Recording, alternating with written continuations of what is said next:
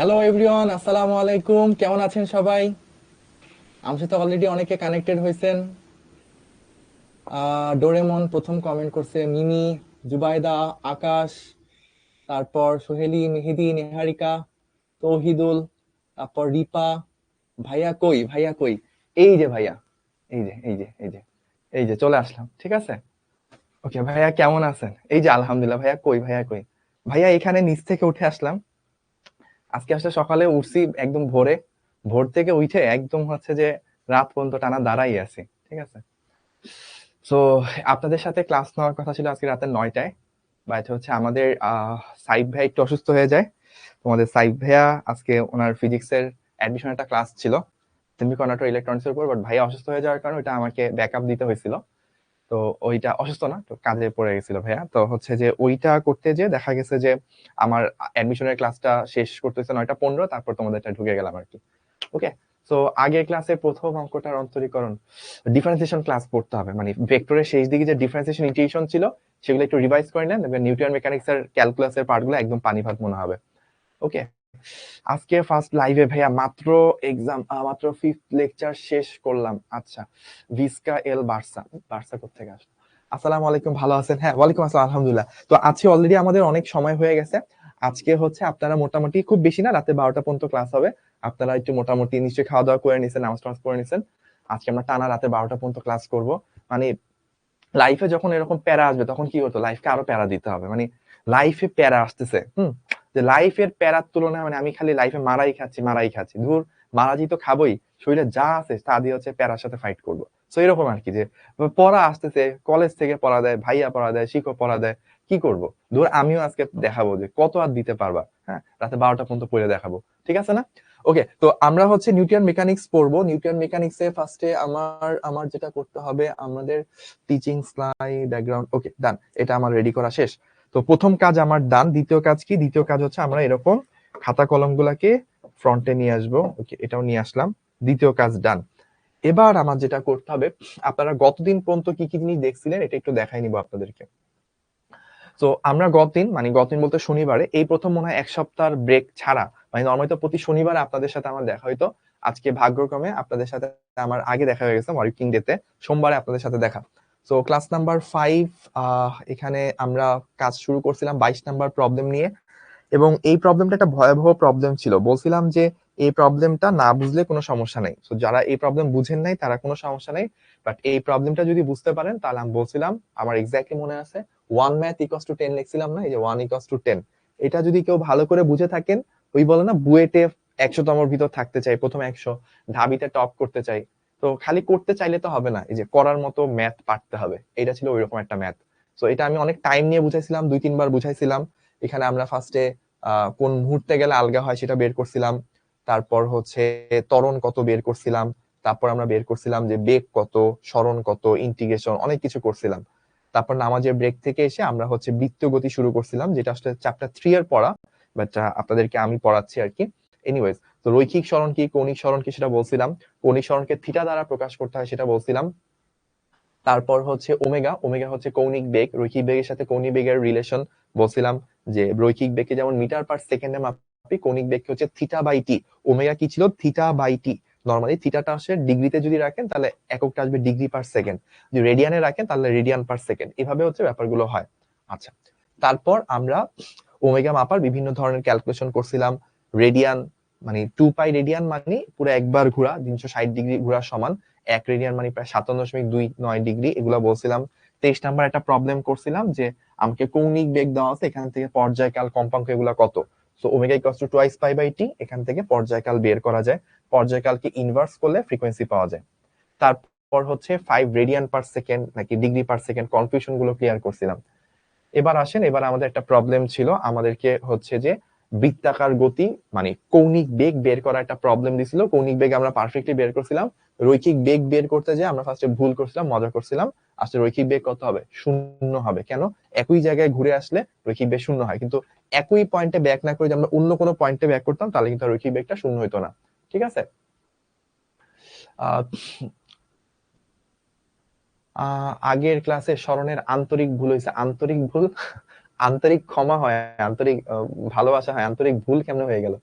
আচ্ছা, তারপর হচ্ছে সত্যি 12টা পর্যন্ত হবে না, 12টার একটু বেশিও বাড়তে পারে, মানে 12:30 বেজে যেতে পারে, ঠিক আছে।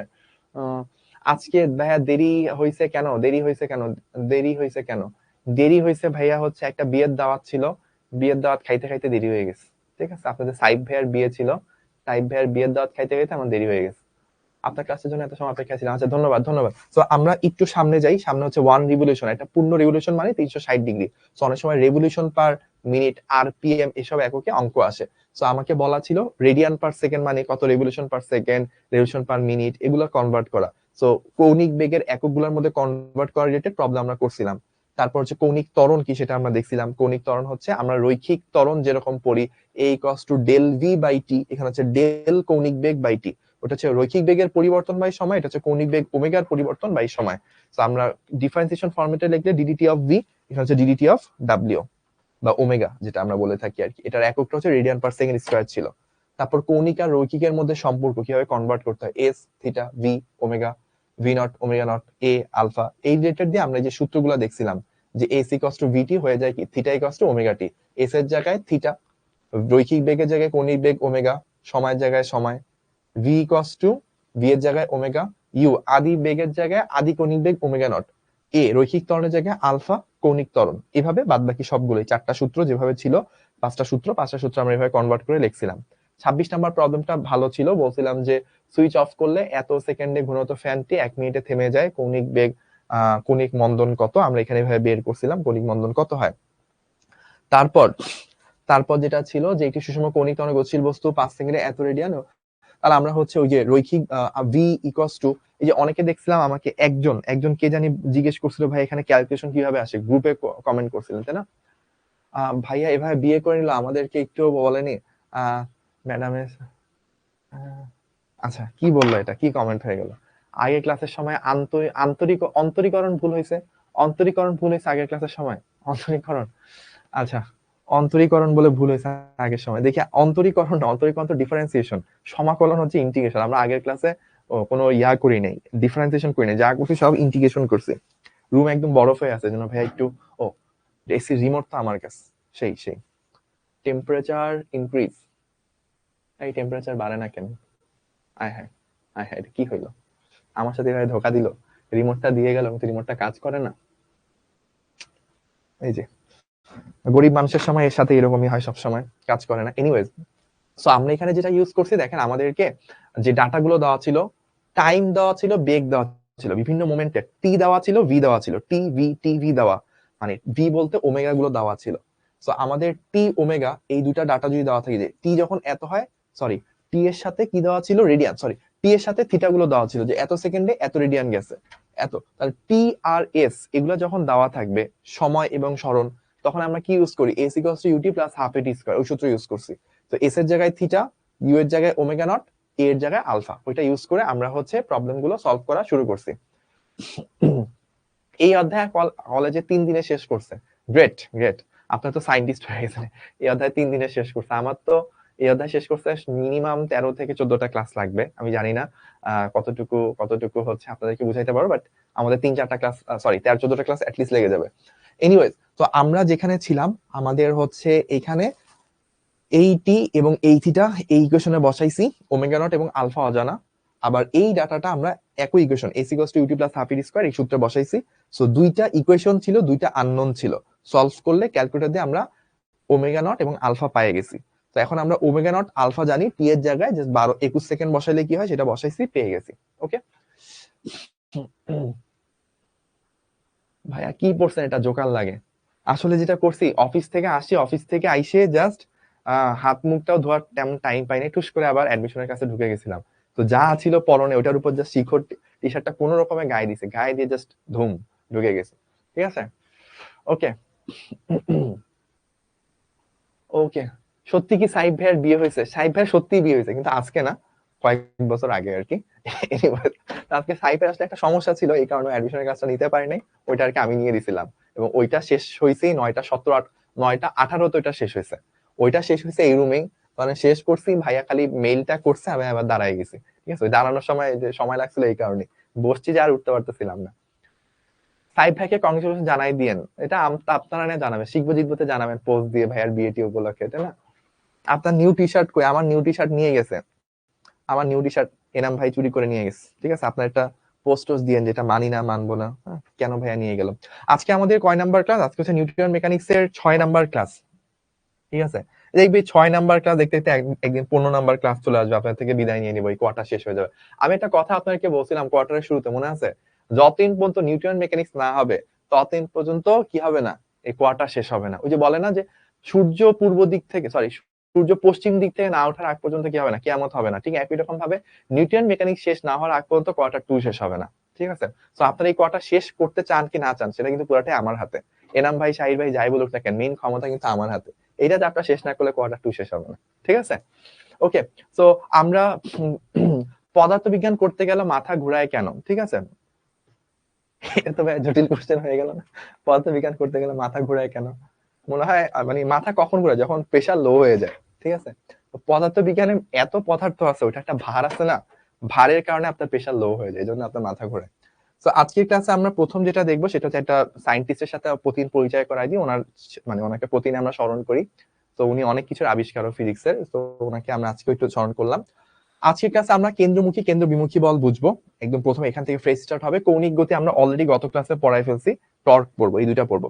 তো যত কিছু ফান টান যা যা ছিল সবকিছু হচ্ছে এখন থেকে অফ। এখন থেকে হচ্ছে এই আমার চুলের এই অবস্থা কেন, আমার চুল তো দেখতে মনে হচ্ছে কাকের বাসা। এনিওয়েজ, কাকের বাসা দিয়ে কি হবে, সায়েন্টিস্টদের চুল এরকমই হয়, তাই না? কেন্দ্রমুখী এবং কেন্দ্র বিমুখী বল। তো আমরা একদম ফ্রেশ স্টার্ট করব। ফ্রেশ স্টার্টের জন্য এখন থেকে আগামী কিছু মোমেন্টে আপনাকে যেটা করতে হবে সেটা কি জানেন? এই যে এরকম করবেন, এই যে এরকম। এটা কেন করতে হয় জানেন? এটা কই করি আমরা? এটা কই করতে হয় বলতে পারবেন? নামাজের শুরুতে। সো মিডল ইস্টের দিকে মানে অনেক আগ থেকে একটা ট্রেডিশন ছিল যে কোনো মানুষজন যখন একত্রিত হইতো বা কোন একটা স্পেশাল সবকিছু ভুলে, অবশ্য আমরা এরকম মানে স্ট্যাচু এরকম বলি, মানে সবকিছু ভুলে স্থির হয়ে দাঁড়ায় থাকতে হবে। তো আগের দিনে মানে মিডল ইস্টের বা আরব রাজ্যগুলোতে এরকম একটা ট্রেডিশন ছিল যে সবকিছু ছেড়ে যখন একটা জিনিসের দিকে ফোকাস করতে হবে তখন ওরা এরকম করতো। এবং নামাজের মধ্যে আসলে আমরা ওইটাই করি না, যে সবকিছু ছেড়ে আমি আল্লাহর দিকে ফোকাস করতেছি, একদম একদিকে ফোকাস করতেছি। তো এখানেও কিন্তু এক্স্যাক্টলি সেম কথাটাই ভাই আপনাকে রিমাইন্ড করে দিচ্ছি, যে সবকিছু ভুলে, যে আমার ফেসবুক কি, আমি কোন কলেজে পড়ি, আমার কার সাথে বিয়ে হবে, আমার বাচ্চার নাম কি হবে, সবকিছু ভুলে যেতে হবে। আপনাকে শুধুমাত্র হাসাহাসি করা যাবে না, যে এই কথা শুনে অনেকে হাসতেছেন, হাসলে কিন্তু ভাইয়া পড়া বুঝবেন না। নিউটন মেকানিক্স এটা 3 ক্লাসে শেষ করার জিনিস না। তো একদম সবকিছু ভুলে ফোকাস করতে হবে। ঠিক আছে, কার দিকে? শুভ ভাইয়ের দিকে। কিসের জন্য ফোকাস করবেন? পড়া বোঝার জন্য। আপনার এই বাচ্চার নাম কি হবে সেটা ডিপেন্ড করছে নিউটন মেকানিক্সের ক্লাসটা আপনি কত ভালোভাবে করবেন। কারণ ক্লাস যত ভালোভাবে করবেন তত আপনি ভালো হইতে পারবেন, বুয়েট বা ঢাকা ভার্সিটি বা মেডিকেলে চান্স পাবেন। তার উপর নির্ভর করবে আপনার সাথে কার বিয়ে হবে, সেটার উপর নির্ভর হবে বাচ্চা কিরকম হবে, তার উপর নির্ভর করে বাচ্চার নাম কি হবে। সো সবকিছুই, বাচ্চার নাম হওয়া পর্যন্ত সবকিছুই কিন্তু আপনার আজকের ক্লাসের উপর ডিপেন্ড করতেছে। ওকে, সো চলেন আমরা তাহলে শুরু করি। সো আমি একটা জিনিস দেখাবো, দেখেন এটা আপনারা দেখতে পান কিনা, বুঝতে পান কিনা।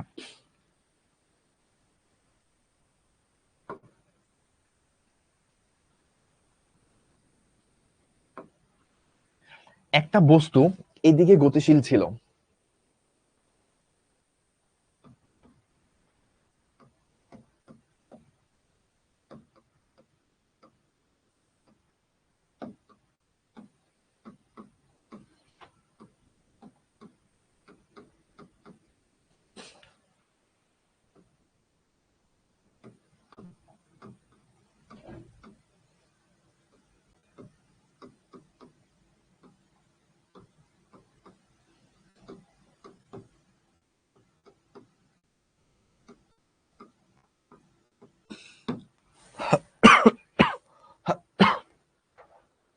হাসার মতো কথা বলে হাসবো না তো কি করব, কানবেন। আপনাকে এক্সেপশনাল হইতে হবে না, স্রোতের বিপরীতে না চললে আপনি কেমনে, মানে 1,100টা সিটের একটা সিটের জন্য 100 জন ফাইট করে। সো হাসির কথা বলে সবাই হাসবে, আপনি কানবেন, তাহলে আপনি বুয়েটে চান্স পাবেন। ওকে, তো আমরা আমরা আমাদের পড়া স্টার্ট করি, চলেন। তো আমাদের পড়া স্টার্ট করি। প্রথমে আমাদেরকে একটা স্পেশাল কেস দিয়ে ডিল করতে হচ্ছে, বস্তুর বেগের সাথে সর্বদা লম্বভাবে বল প্রযুক্ত হলে কি ঘটে, সেই ঘটাটা আমরা দেখব। তো আমরা চিন্তা করলাম বস্তুর বেগ হচ্ছে এই দিকে, কি করব জানেন, ঠিক তার লম্ব দিকে আমি একটা বল প্রয়োগ করব। এখন আপনি ভাই একটু বলেন তো, একটা বস্তু সোজা এদিকে যাচ্ছিল, দৌড় দিছে এইদিকে, আপনি তার এইদিকে একটু টান মারেন, তাহলে কি সে সোজা এইদিকে চলে যেতে পারবে, নাকি একটু বাঁকা করে এইদিকে যাবে? না, একটু বাঁকা করে এইদিকে যাবে। এই যে একজন বলছে Newton is too much important for selecting my kids name. অস্থির, আমি এটাই চাচ্ছিলাম। তো এখন দেখেন, আপনি টান যাচ্ছিল সোজা এইদিকে, এইদিকে দৌড় দিছে, এনাম ভাই সোজা এইদিকে, মানে ধরেন সামনে খাবার দেখছে, গরুর মাংস রান্না করছে, এনাম ভাই দিছে দৌড়, শাহিদ ভাই বললো এই এনাম, তো এনাম এইদিকে একটু টান দিল, এনাম ভাই সোজা এদিকে যাবে, এনাম ভাই আস্তে করে এইদিকে মিটিং রুমে দিল, ভাই আমি তো এইদিকে যাচ্ছিলাম, ওই রকম আর কি। সো এই রকম হয় আর কি। তো আমাদের এই টানটা খেয়ে বস্তুটা আসলে সোজা যেতে না পেরে একটু বাঁকা হবে, এদিকে আগায় যায়, আগাইলো। তো বস্তুটা প্রথমে ছিল কোথায়, বস্তুটা প্রথমে ছিল হচ্ছে আপনার এই পজিশনে, এইখানে ছিল, একটু বসে এই জায়গায় পৌঁছায় গেল। আচ্ছা, এখন তার বেগের দিক কোন দিকে, এখন তার বেগের দিকটা এই দিকে। এখন আমি কি বলছি, আমি একটা কথা বলছিলাম বস্তুর বেগের সাথে সর্বদা লম্বভাবে বল প্রযুক্ত হবে। তাহলে এখন আবার বলটা কি বর্তমান বেগের দিকের সাথে লম্বভাবে প্রযুক্ত হইতে হবে এইভাবে। তাহলে এখন ধরেন হচ্ছে আবার ওই যে সেম জিনিস, যে এনাম ভাই দৌড় দিছে এইদিকে, শাহিদ ভাই টান দিছে এইদিকে, সো ভি এফ। এখন আবার কি সোজা না যে একটু বেঁকে যাবে, আবার একটু বেঁকে গেল, এই যে একটু বেঁকে গেল, এইদিকে গেল।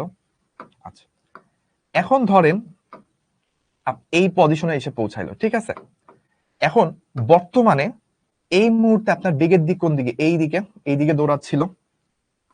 শাহির ভাইও আর দুষ্টামি করতেছে এনাম ভাইয়ের সাথে, শাহি বলছে না, এখন আমি তোরা আবার হচ্ছে তোর বেগের দিকের সাথে টান দিব। তো এই যে আমার বর্তমানে বেগের দিক এদিকে ছিল, বল এদিকে, এখন কি হবে, আবার এনাম ভাই বেচারা আফসোস করতেছে, ধুর আমি আজকে খাওয়াই পাবো না ভাগ্যে। তো এইভাবে যাচ্ছে। তো এই জিনিসটাই অনেকক্ষণ ধরে শাহির ভাই এনাম ভাইয়ের সাথে দুষ্টামি করতেছে, আমরা চেয়ে চেয়ে দর্শকরা দেখতেছি।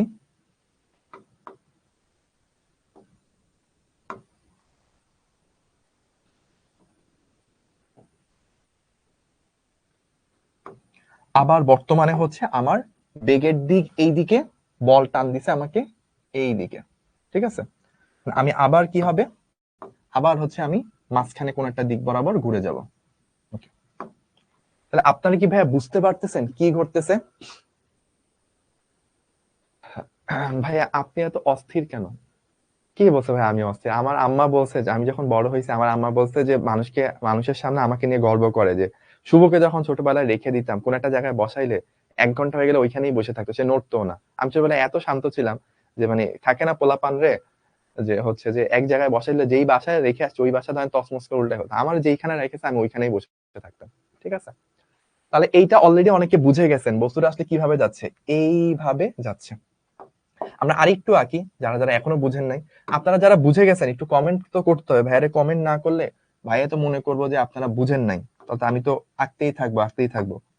পরে তো এনাম ভাই দেখতে শাহির ভাই শুভ কি করে ক্লাসে আমার নামে এগুলা নিয়ে, ওরা তাড়াতাড়ি ভাই ভাগান শিব থেকে। আমি তো পরে বিপদে পড়বো, আপনাদেরকে এত সুন্দর করে বুঝাতে যায়, ভাইয়ারে তো আউট করে দিবে। বলেন তাহলে কি হবে? এই কই চলে গেলাম আমি?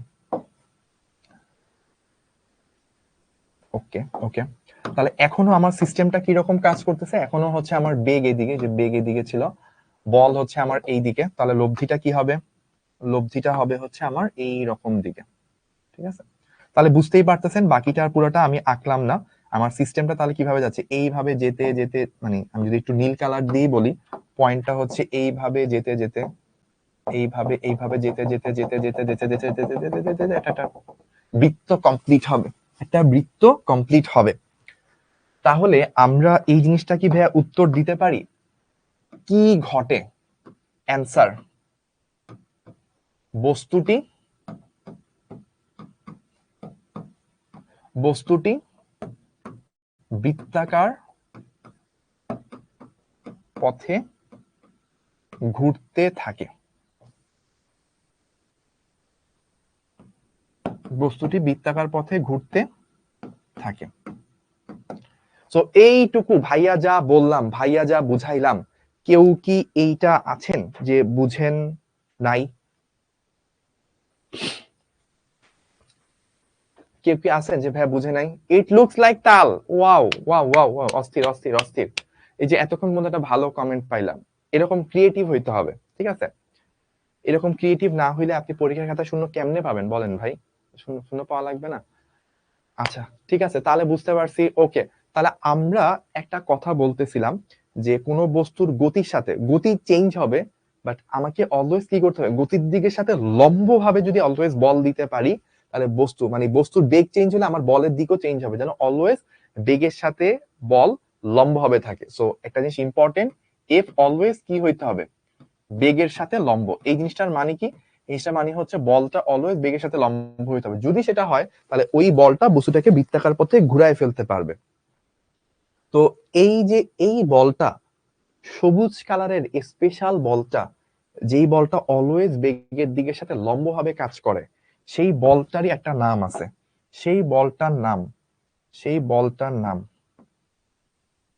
কেন্দ্রমুখী বল।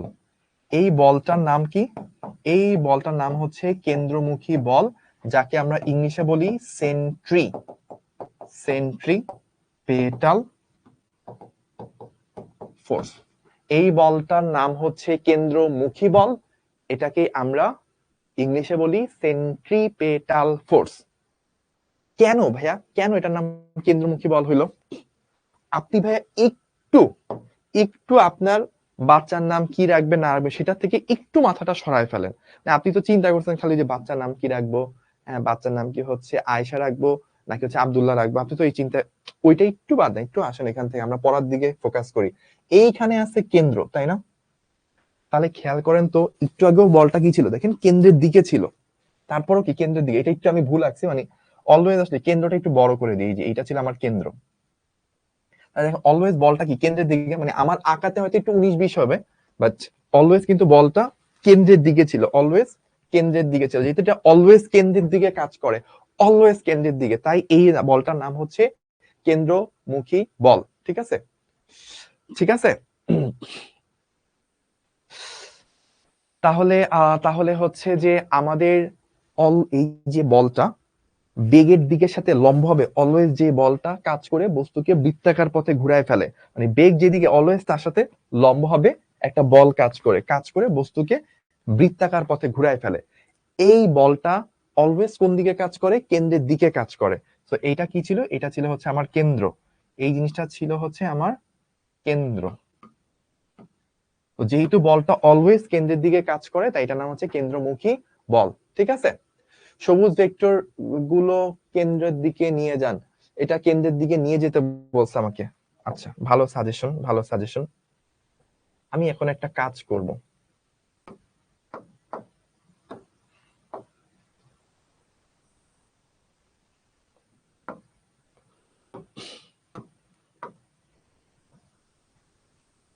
এই তো হয়ে গেছে।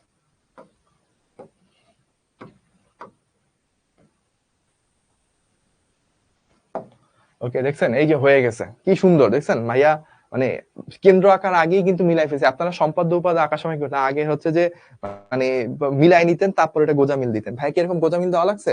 ভাইয়া দেখছেন প্রথমবার আঁকছি, কেন্দ্র আঁকার পর দেখছি একদম যেখানে আঁকছিলাম ওইভাবেই হচ্ছে যে করতেছি। ঠিক আছে ভাইয়া, আমার কালকে ইংলিশ পরীক্ষা, তবুও আপনার ক্লাস করছি শুধু আপনার প্রতি আর ফিসের প্রতি ভালোবাসার জন্য। আচ্ছা, নামটা লেখা নাই, AAR, একটা আরবি ওয়ার্ড। ধন্যবাদ ভাই আপনাকে যে এত ডেডিকেশন নিয়ে ক্লাস করছেন, এটা হচ্ছে খুবই আমার জন্য খুব ভালো লাগা। ভাইয়া স্যার বুকতে পারলেই তো হয়। এই তো চলে আসছে রিফাতুল ইসলাম, ওকে খুঁজতেছিলাম। ভাইয়া বুকতে পারা, বুগি নাই, এটা না দেখে না ক্লাসে আসলে জমে না। মানে কি ক্লাস নিচ্ছে, অনলাইন ক্লাসে যদি বুগি নাই কমেন্ট না আসে, বুকতে পারছি কমেন্ট না আসে, তাহলে এটা অনলাইন ক্লাসই হলো না। তাহলে এই কেন্দ্রের দিকে যে বলটা কাজ করে বস্তুকে বৃত্তাকার পথে ঘুরায়, তার নাম হচ্ছে কেন্দ্রমুখী বল। আমি কেন্দ্রমুখী বল সম্পর্কে 1 মিনিট একটু সামারি করি, আমরা সোফার কি কি পড়ছি। এক নাম্বার জিনিস হচ্ছে, যদি অলওয়েজ এমন সিচুয়েশন দেখা যায় যে বেগ যেদিকে, তার সাথে অলওয়েজ 90 ডিগ্রিতে লম্বভাবে একটা বল অলওয়েজ বেগের সাথে কাজ করে, তাহলে ওই বস্তুটা তখন নর্মালি না চলে বৃত্তাকার পথে ঘুরতে শুরু করে। এই বৃত্তাকার পথে ঘোরার ক্ষেত্রে কেন্দ্রের দিকে লম্বভাবে অলওয়েজ যে বলটা কাজ করতেছে এটার নাম কেন্দ্রমুখী বল। এখন এই কেন্দ্রমুখী বলটা না থাকলে কখনোই বস্তু বৃত্তাকার পথে ঘোরা সম্ভব না। প্রশ্ন হচ্ছে এই কেন্দ্রমুখী বলটার মান কত। তো আমরা এখন এটাই করব, কেন্দ্রমুখী বলটার মানটা বের করব। বুঝে গেছি। আচ্ছা, তো আমরা চলেন এখন হচ্ছে যে কেন্দ্রমুখী বলের মান। তো আমরা ফার্স্টে কেন্দ্রমুখী বল যদি বের করতে চাই, ধর আমরা হচ্ছে সেন্ট্রিপেটাল ফোর্স, ঠিক আছে, এখন থেকে আর কেন্দ্রমুখী সেন্ট্রিপেটাল ফোর্স এভাবে বলবো, ঠিক আছে।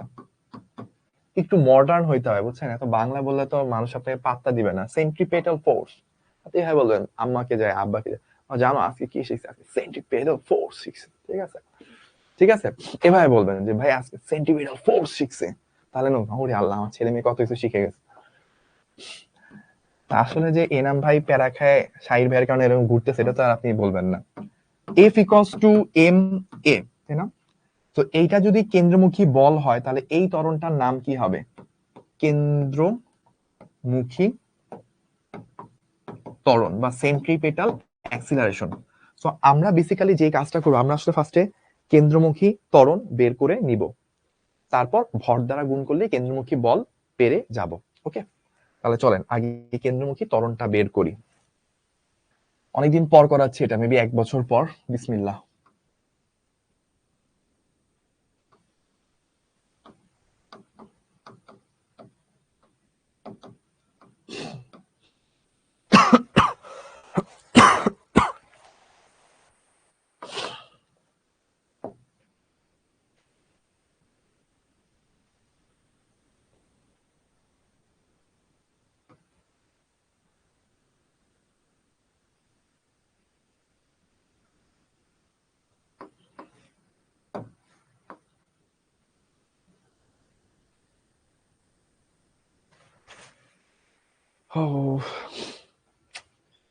কি কাজ করে না?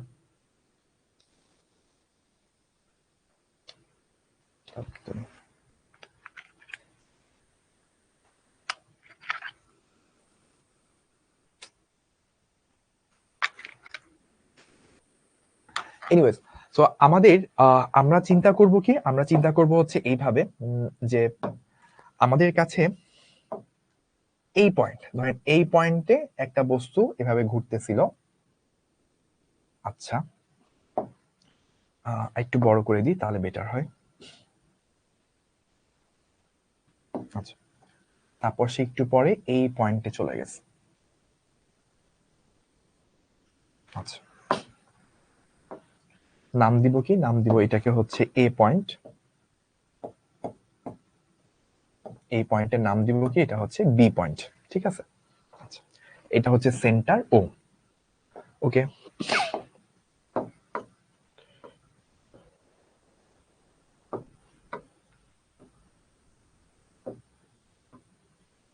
আচ্ছা, তো আমি বললাম একটা বস্তু সাগরের ভিতরে আগুনের ব্যাপারটা একটু, সাগরের ভিতরে আগুন, শাহির ভাইয়ের টানে এনাম ভাই তালের স্পর্শ বরাবর গতিশীল মনে হয়। কি সব দুষ্ট দুষ্ট কমেন্ট করে পোলাপান। তো দেখেন, একটা কণা এরকম বৃত্তাকার পথে ঘুরতেছে, মানে এখান থেকে এভাবে যাচ্ছে, এভাবে যাচ্ছে, এভাবে বৃত্তাকার পথে ঘুরতেছে। তো আমরা এই বৃত্তাকার অংশের মধ্যে দুইটা পয়েন্টকে নিয়ে চিন্তা করব, দুইটা পয়েন্ট নিয়ে চিন্তা করব। একটা হচ্ছে এ পয়েন্ট আর একটা বি পয়েন্ট। তো এ পয়েন্টে বস্তুর মানে বৃত্তাকার পথে যখন ঘুরে তখন বস্তুর যে কোনো পয়েন্টে বেগের দিক হয় হচ্ছে স্পর্শক বরাবর। তাহলে এই পয়েন্ট থেকে স্পর্শক টানলে সোজা এই দিক বরাবর হচ্ছে বেগের দিক। তাহলে এইটা ছিল ভি এ, বেগের দিক, ঠিক আছে। তো ভেক্টর চিহ্ন দিলাম দিক সহ, মানটা ধরলাম, মানটা হচ্ছে ভি। তা আমি বললাম সমদ্রুতিতে, সমদ্রুতিতে গতিশীল, এখানে বললাম সমদ্রুতিতে গতিশীল। সমদ্রুতি মানে কি? সমদ্রুতি মানে বেগের মানটা সেম কিন্তু বেগের দিক তো প্রত্যেকটা মোমেন্টে চেঞ্জ হচ্ছে। আচ্ছা, এখন এ থেকে বি তে গেল, সো বি পয়েন্টে বেগের দিক হচ্ছে এরকম, এই দিকে হচ্ছে ভি বিটা দেওয়া আছে, বাট এই ভি বি এর মানও কি ভি, মানে বেগের মানটা সেম, জাস্ট দিকটা চেঞ্জ হচ্ছে। এখন এ থেকে বি তে গেল, একটা কোণ অতিক্রম করতে হয়েছে। তো কতটুকু কোণ অতিক্রম করতে হয়েছে এটাকে আমি থিটা বললাম। কতটুকু কোণ অতিক্রম করছে এটাকে আমি থিটা বললাম। এই থিটাটাই কি আমার কৌণিক সরণ, এই থিটাটা কি আমার কৌণিক সরণ। আচ্ছা,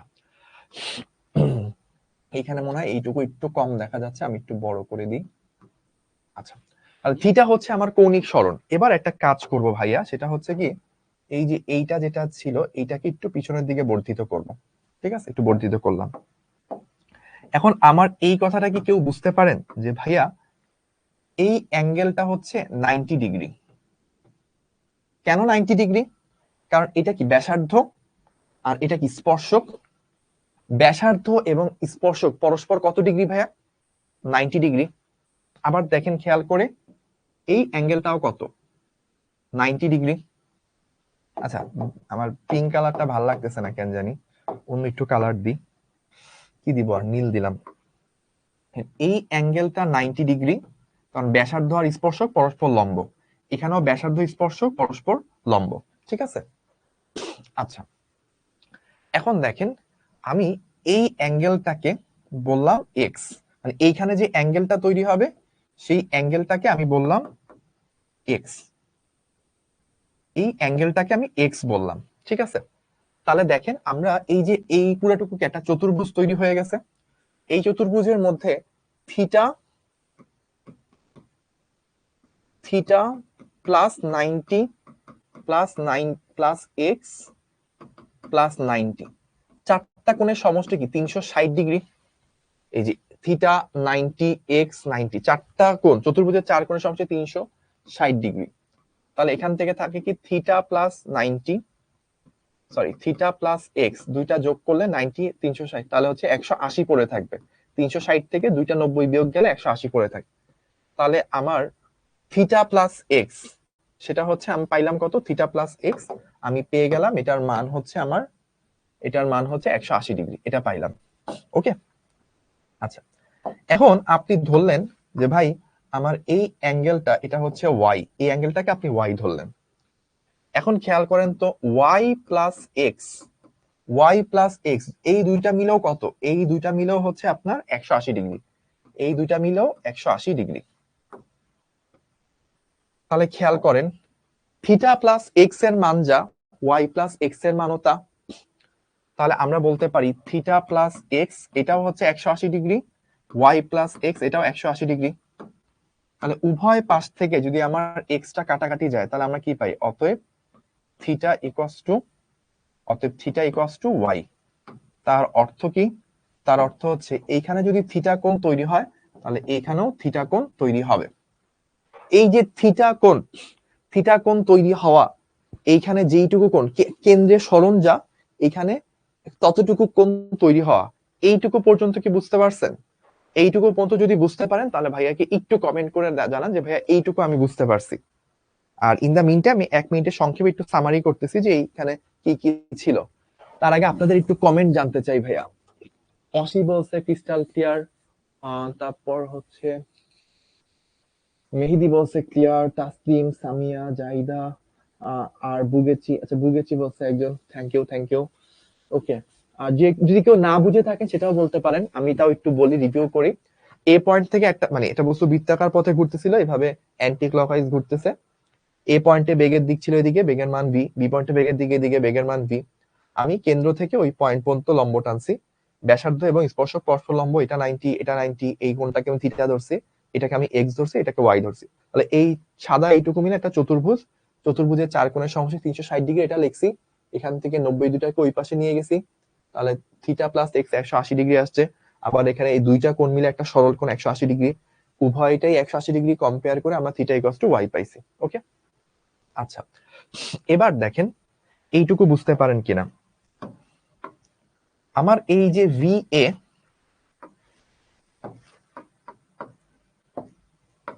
ভি এটাকে আমি একটু আলাদাভাবে এখানে লিখলাম, ঠিক আছে, এটা হচ্ছে আমার ভি, একটু ছোট করে লিখলাম। আর ভি বিটাকে আমি এই পাশে লিখলাম। আমি কি করছি, এখানে হচ্ছে ভি এ আঁকছি, আর এখানে হচ্ছে আমি ভি বি এটাকে আঁকছি। একটু ছোট করে আঁকছি বিকজ আমার স্পেস নাই, এখানে তো বড় করে দেখাইছি, এখানে একটু ছোট করে দেখাইলাম। তো এই জায়গায় আমরা একটু ছোট করে দেখাইলাম। আচ্ছা, এটা সুন্দর লাগে না, তাই না? এটাকে একটু সুন্দর করতে হবে। সৌন্দর্য বিবর্ধনের জন্য কি করা লাগবে? একটা box, a box, the solution. Okay, এখন আমরা জানি ভেক্টরের যে কোনো ধরনের ক্যালকুলেশন করতে হলে কি দুইটার আদি বিন্দুকে একই জায়গায় এনে তারপর লব্ধি বা বাদবাকি সবকিছু করতে হয়। তাহলে দেখেন আমরা যেটা করলাম, এই ভিবিটাকে টেনে এখানে নিলাম, ভিটাকে টেনে এখানে নিলাম, কিন্তু দুইটার আদি বিন্দুকে একই জায়গায় আনলাম। আচ্ছা, এখন আমরা আরেকটা ভেক্টর রাখবো। ভেক্টরটা কোন কালার দিয়ে আঁকা যায়? এটা দিয়ে আঁকি। ওকে, তো এইখান থেকে এইখান পর্যন্ত আরেকটা ভেক্টর নিব, ঠিক আছে?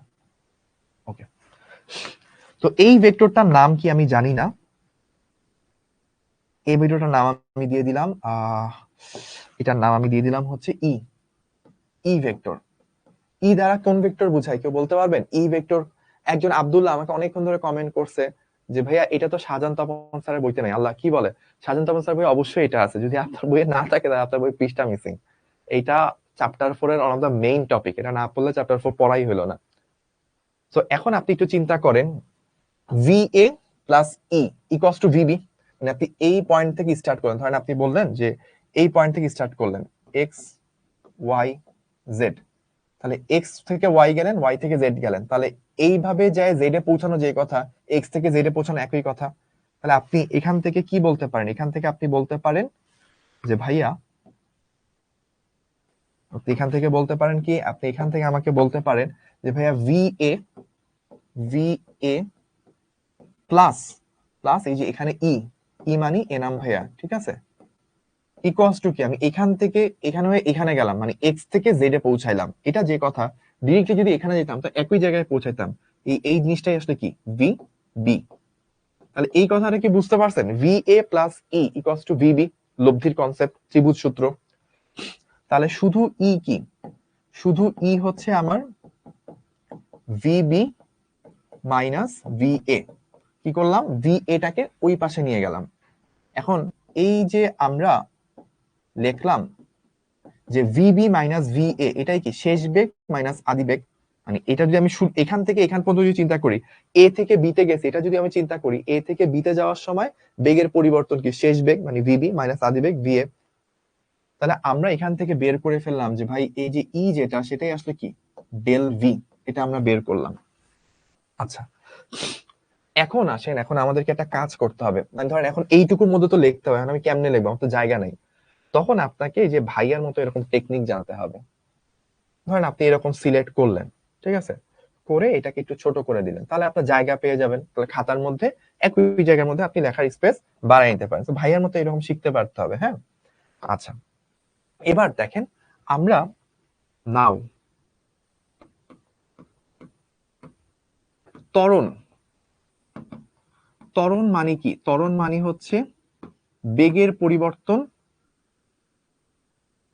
ত্বরণ মানে হচ্ছে বেগের পরিবর্তন বাই সময়, তাই না? ডেল ভি বাই টি, এটা তো আমরা সবাই জানি। ত্বরণ মানে কি? বেগের পরিবর্তন বাই সময়। তো এখন আমাকে যেটা করতে হবে সেটা হচ্ছে বেগের পরিবর্তন। বেগের পরিবর্তনটা কতটুকু ছিল? এই যে এইটুকু ছিল। তার মানে হচ্ছে এই যে ই ডিভাইডেড বাই টি, যে বেগের পরিবর্তন আমরা কতটুকু মাপছি, যে এর সমান মাপছি। এখন দেখেন একটু খেয়াল করে, এখন আমাকে কি করতে হবে? এখন আমাকে যে কাজটা করতে হবে সেটা হচ্ছে এই দেখেন, এইটাকে যদি কেন্দ্র ধরে আমি যদি একটা বৃত্ত আঁকতাম, মানে আমার তো হাতে, আপনি হাতে হাতে একটা বৃত্ত আঁকলেন, এইভাবে একটা বৃত্ত আপনি এঁকে ফেললেন। কারণ এইটাকে কেন্দ্র করে আপনি যদি মনে মনে একটা বৃত্ত কল্পনা করতেন, এটাকে কেন্দ্র ধরে একটা বৃত্ত কল্পনা করতেন, তাহলে এইটুকু কি অলমোস্ট একটা বৃত্ত চাপ আসতো না? এটা একটা বৃত্ত চাপ। তাহলে আমার তখন কি হইতো? এই হইতো কি, হইতো আমার বৃত্তচাপ। বৃত্তচাপ অলমোস্ট, মানে পুরাপুরি বৃত্তচাপ না, এরকম একটু বাঁকা থাকলে পারফেক্ট বৃত্তচাপ হইতো। এটা অলমোস্ট বৃত্তচাপ এস। চাপ, বৃত্তচাপকে আমরা কি দ্বারা প্রকাশ করি? বৃত্তচাপকে আমরা এস দ্বারা প্রকাশ করি। আর এই যে VB এদের মান তো সমান, কত করে? ভি করে। তাহলে আমার এই ভি আসতো কি ব্যাসার্ধ আর এর সমান, ব্যাসার্ধ আর এর সমান। এখন আমরা একটা জিনিস জানি, কি জানি? আমরা একটা জিনিস জানি, সেটা হচ্ছে s equals to r theta. মনে আছে? চাপ মানে হচ্ছে ব্যাসার্ধ ইনটু থিটা। তাহলে চাপের জায়গায় কি আছে? E আছে। ব্যাসার্ধর জায়গায় কি আছে ভাইয়া? V আছে। আর থিটার জায়গায় কি আছে? এই যে এই থিটাটা, এই যে এখানেও তো থিটা। মনে আছে? এই যে এই V আর এই VB, এদেরকে যদি আপনি একসাথে নিয়ে আসেন, এই যে এক জায়গায়, মানে এটারে ধরে একটু সামনে আনলে, এটা ধরে একটু পিছে নামাইলেন, তাহলে আমাদের এই দুইটা যেখানে একই বিন্দুতে মিলিত হবে, ওইখানে অ্যাঙ্গেলটা কত ছিল? থিটা। তার মানে এই অ্যাঙ্গেলটা কত হবে? থিটা। তো ওই থিটাটা এখানে বসাইলাম। তাহলে এইটা কিন্তু খুব গুরুত্বপূর্ণ একটা কাজ আমরা করে ফেললাম। ঠিক আছে? সাইব ভাইয়া শুভ বিবাহ, তাই না? তাহলে এই যে আমরা মানটা বের করলাম, ঠিক আছে? ওকে, সো এই যে আমাকে একজন বলেছে বুগিনি, কোনো সমস্যা নেই ভাইয়া, বুগাই দিব। তো আমরা এখানে একটু মানটা তাহলে বসাইলে কি হবে? এই যে ই এর মানটা কি বসাইলাম? V into theta divided by time. V into theta divided by time. এমনকি বলছে ভাইয়া ডিডিটি অফ ভি দিলেন না কেন? ডিডিটি অফ ভি দিতে পারে, আরো কঠিন হবে, সমস্যা নেই, এভাবেও করা যায়। ঠিক আছে, বিসমিল্লাহ।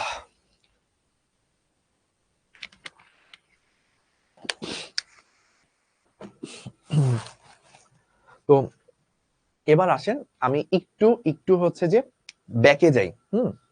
ব্যাকে যাই, নাহলে আপনাদের এটা আজকে এটা বুঝাইতে পারলে অনেকটুকু হয়ে যাবে। সো আমরা এই অ্যাঙ্গেলটা তো বের করছিলাম থিটা, মনে আছে? এটা থিটা হইলে এটা থিটা, মানে কতটুকু কৌণিক সরণ হয়েছে, এই থিটার মানটা এটা সমান আসে।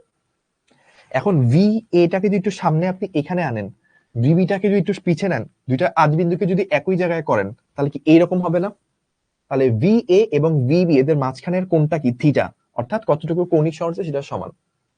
তাহলে ভি এ ভিবি এদের আদিবিন্দুকে একই জায়গায় আনা হইলে যে অন্তর্গত কোণটা তৈরি হয়, সেটা হচ্ছে এই থিটাটার সমান। এই কারণে আমরা এখানে ভি এ এবং ভিবির মাঝখানে এই থিটাটাকেই আঁকছি। আচ্ছা, এবার কি করছি? ভি এ প্লাস এই ভেক্টরটাকে ই ধরছি। V A plus V vector লব্ধি করলে ত্রিভুজ সূত্র অনুযায়ী এটা হচ্ছে ভিবি সমান আসে।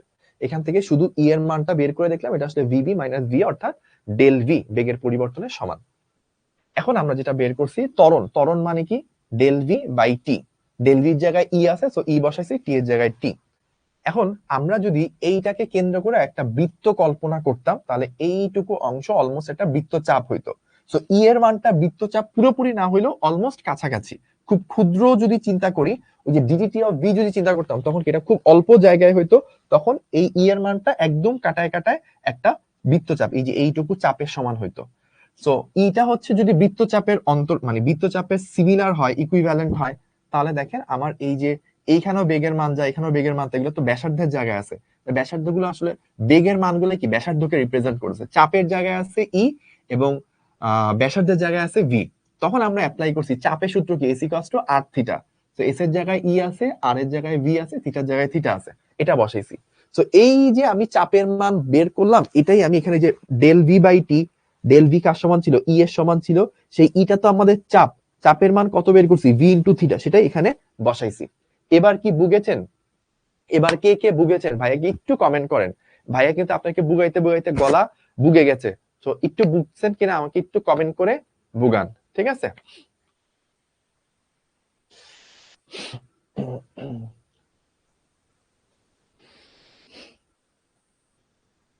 এই যে বুগেছি, অনেকজন বুগেছি বলছে। ঠিক আছে, হয়েছে হয়েছে। তাহলে আমাদের এখন দেখেন, আমি একটু দুষ্টমি করব এখানে। তিনজন মিলে তো কোনো আসলে মজার আড্ডা হয় না, তো একটা ঝামেলা। এনাম ভাই একটা ঝামেলা, ওনারে বাদ দিয়ে দিলাম। থিটা বাই টি, ঠিক আছে, দুইজনের মজার আড্ডা হবে। Theta by T, theta by T মানে কি? একক সময় যে বলে না, এস বাই টি কি? এস বাই টি হচ্ছে রৈখিক বেগ। তাহলে থিটা বাই টি কি? কৌণিক বেগ, গত ক্লাসে পড়ছিলাম। তাহলে আমাদের কি চলে আসে? V into omega. তাহলে আমরা কি পাচ্ছি? A equals to V into omega. ভিটা কি? ভিটা হচ্ছে আপনার রৈখিক বেগ, ভিটা হচ্ছে আপনার রৈখিক বেগ। আর ওমেগা কি? ওমেগা হচ্ছে আপনার কৌণিক বেগ। তাহলে কেন্দ্রমুখী ত্বরণ হচ্ছে রৈখিক বেগ ইন্টু কৌণিক বেগ। এইটা একটা স্পেশাল সূত্র। আচ্ছা, আরেকটা জিনিস একটু আপনি জেনে নেন, যেটা হচ্ছে একটা সূত্র বলে দিই, সূত্রটা আপনাদেরকে একটু পরে দেখাবো। V is equals to R omega. এটা আপনারা একটু জেনে নেন। ভি হচ্ছে রৈখিক বেগ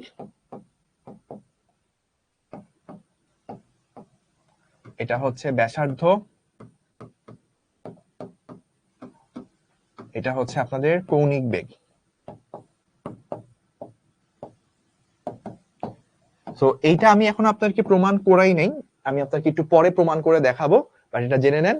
রৈখিক বেগ ইকুয়ালস টু ব্যাসার্ধ ইনটু কৌণিক বেগ, এটা একটা সূত্র, আমরা এই সূত্রটা হচ্ছে এখানে অ্যাপ্লাই করব, ঠিক আছে? সো আমরা এটা এখানে অ্যাপ্লাই করব, কই জানি গেলাম আমি। সো এইটা যদি এখানে অ্যাপ্লাই করি তাহলে দেখেন কি হচ্ছে, তাহলে যেটা হচ্ছে সেটা হলো গিয়ে আমরা এই জায়গায় বলতে পারবো যে ভি এর জায়গায় আমরা বলতে পারবো হচ্ছে ওমেগা আর ইন্টু ওমেগা। আমি জানি অনেকের মনে কোশ্চেন আছে, ভাইয়া ভি ইকুয়ালস টু ওমেগা আর কিভাবে হলো? সমস্যা নেই ভাইয়া, 10 মিনিটের মধ্যে এটা প্রমাণ দেখাবো, এটা আলাদা একটা জিনিস, এটা আমরা প্রমাণ করবো, জাস্ট আপাতত ধরে নেন। ওমেগা হচ্ছে কৌণিক বেগ, আর হচ্ছে ব্যাসার্ধ, তাহলে দুইটা গুণ করলে কি আসে? দুইটা গুণ করলে আসে omega square into R. So A is equals to omega square R, এটা আরেকটা সূত্র। সো তিনটা সূত্র হয়, একটা হচ্ছে A equals to V omega, একটা হচ্ছে A equals to omega square R, আরেকটা সূত্র আছে। সূত্রটা কি দেখেন, এটা কি আপনারা বুঝেন যে আমি কই জানি গেলাম, ভি ইকুয়ালস টু যদি ওমেগা আর হয় তাহলে এই জিনিসটা খুব জটিল, তাও আমি আশা করতেছি হয়তো বা আপনাদেরকে বুঝাতে সক্ষম হব। V equals to omega R হলে দেখেন ভাইয়া বুঝাইতে বুঝতে বসে গেছি, omega equals to V by R হবে, ভাগ করে দিলেই হয়ে যায়। তো সেটাই এখানে করছি। ওকে, সো সো সো সো আমরা এইটাই হচ্ছে পরেরটাতে ইউজ করব। তাহলে আমাদের কি থাকবে? আমাদের থাকবে হচ্ছে, বা বড় হয়ে গেল, a equals to v by r তার square into r, that means a is equals to v square divided by r। এইটা হচ্ছে আরেকটা সূত্র। তাহলে আমাদের কৌণিক ত্বরণ বা কেন্দ্রমুখী ত্বরণের তিনটা সূত্র আছে বলছিলাম, একটা, দুইটা, তিনটা, এই হচ্ছে তিনটা জিনিস। তো আমরা কেন্দ্রমুখী ত্বরণের তিনটা সূত্র পাইলাম। তাহলে আপনারা কি বুঝতে পারছেন? যারা যারা বুঝেছেন তারা হচ্ছে আমাকে বুঝেছেন একটু কমেন্টে বুঝায় দেন, ঠিক আছে? কমেন্টে কিন্তু বলতে হবে যে বুঝছেন কিনা, নাহলে তো ভাইয়া সামনের টপিকে যেতে পারবো না। আর ভাইয়া এটার প্রুফ এখনই দেখাচ্ছি যে হচ্ছে ভি ইকুয়ালস টু ওমেগা আর কিভাবে আসছে। অল ক্লিয়ার, বুঝেছি। তো এত সুন্দর করে ভাইয়া কষ্ট করে বোর্ডটা ফিল আপ করলাম, কত ধরনের ড্রয়িং করলাম, কখনো এনাম ভাইকে আনলাম, কখনো শাহিদ ভাইকে আনলাম, এগুলো যদি কিছু ছবি যদি শিখবো যদি না দেখি তাহলে তো মানে ক্লাস নেওয়াটা বৃথা হয়ে যাবে। এনাম ভাইকে তো জানাইতে হবে ওনাকে এরকম ধরে টানাটানি করছে শাহির ভাই, তাই না? সো এগুলো একটু ছবি টবি নিয়েন, ছবি টবি নিয়ে একটু মানুষদেরকে জানায়েন যে আমরা এই জিনিসপাতি গুলো করতেছি, ঠিক আছে? ওকে, তো আমাদের আচ্ছা ছবি নেওয়ার জন্য বলছে ভাই একজন একটু পোজ দিয়ে দেন, কই পোজ দিয়ে দেন, লিখতে লিখতে সব জায়গা শেষ করে ফেলছি। এই জায়গায় লাগাইলে এটা মানে এগুলো হচ্ছে গোল্ড, এগুলো হচ্ছে ধরেন ডায়মন্ড, এগুলো প্লাটিনাম, যেই দিকেই দাঁড়াই না কেন ভাইয়াই হচ্ছে যে এখানে অমূল্য কয়লা, ঠিক আছে? এজন্য আমি না থাকলে মনে হয় ভালো হয়। তাও আপনারা রিকোয়েস্ট করছেন, গরিবও আর কি একটু ছবির মধ্যে চলে আসি। এই যে আসি ভাইয়া, স্ট্যাচু।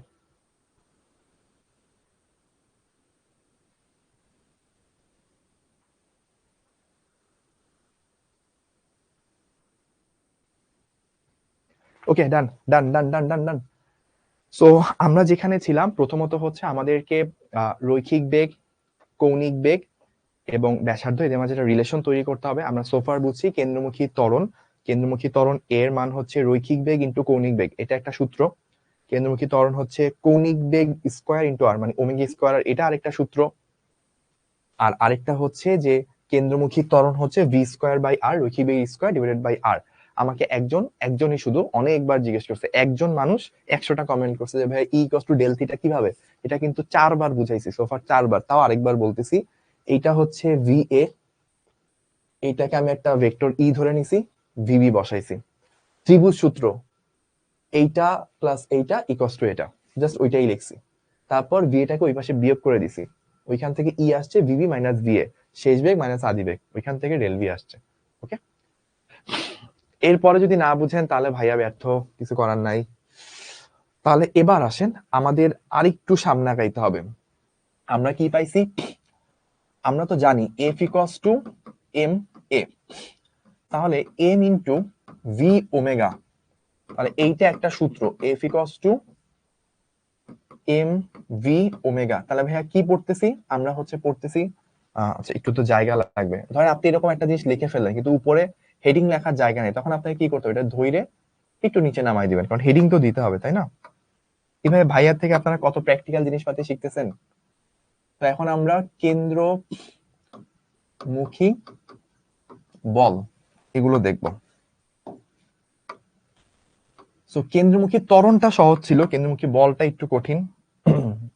যেমন এইটা একটা সূত্র, জাস্ট কেন্দ্রমুখী ত্বরণকে ভর দ্বারা গুণ দিলেই কেন্দ্রমুখী বল পাওয়া যায়। আচ্ছা, এবার আরেকটা সূত্র আসেন, F = ma।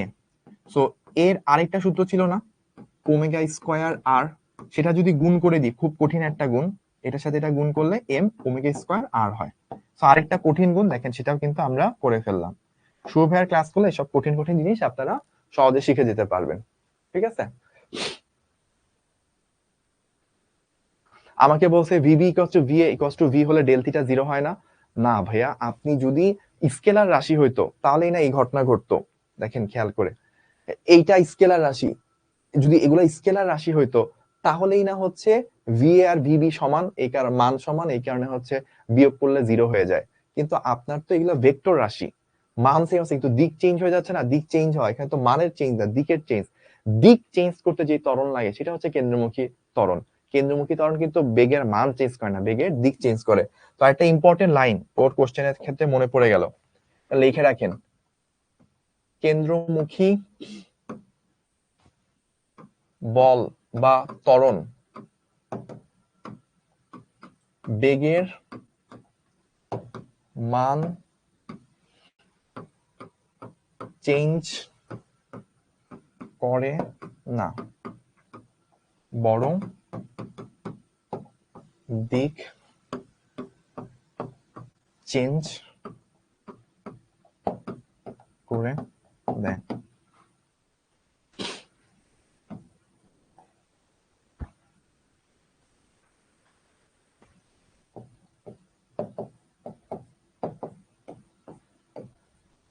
ঠিক আছে?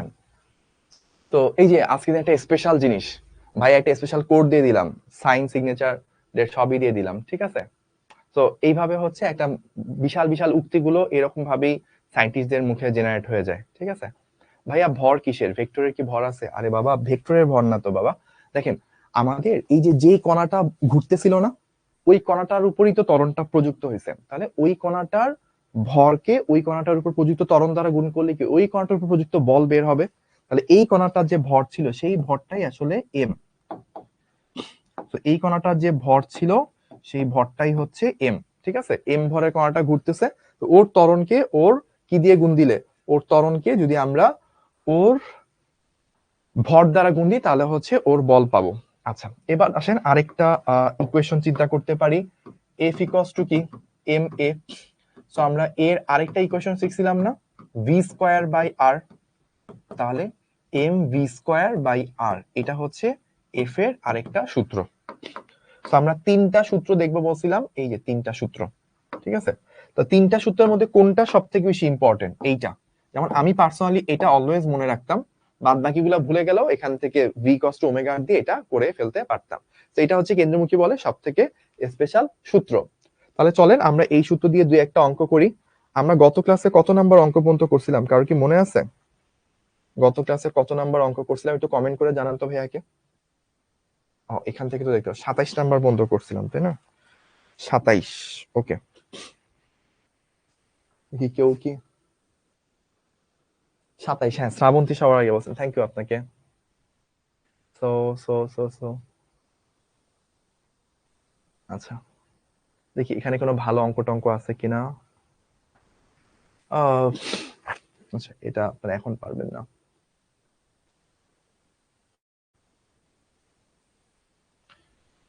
ওকে, আমরা একটা অঙ্ক করব, অঙ্কটা হোমওয়ার্ক, কিন্তু আমি ক্লাসেই করাই দিচ্ছি। দেখেন অঙ্কটা কিরকম। অঙ্কটা হচ্ছে একটা বস্তুকে বৃত্তাকার পথে এরকম ঘোরানো হচ্ছে, এভাবে সে ঘুরতেছে আর কি,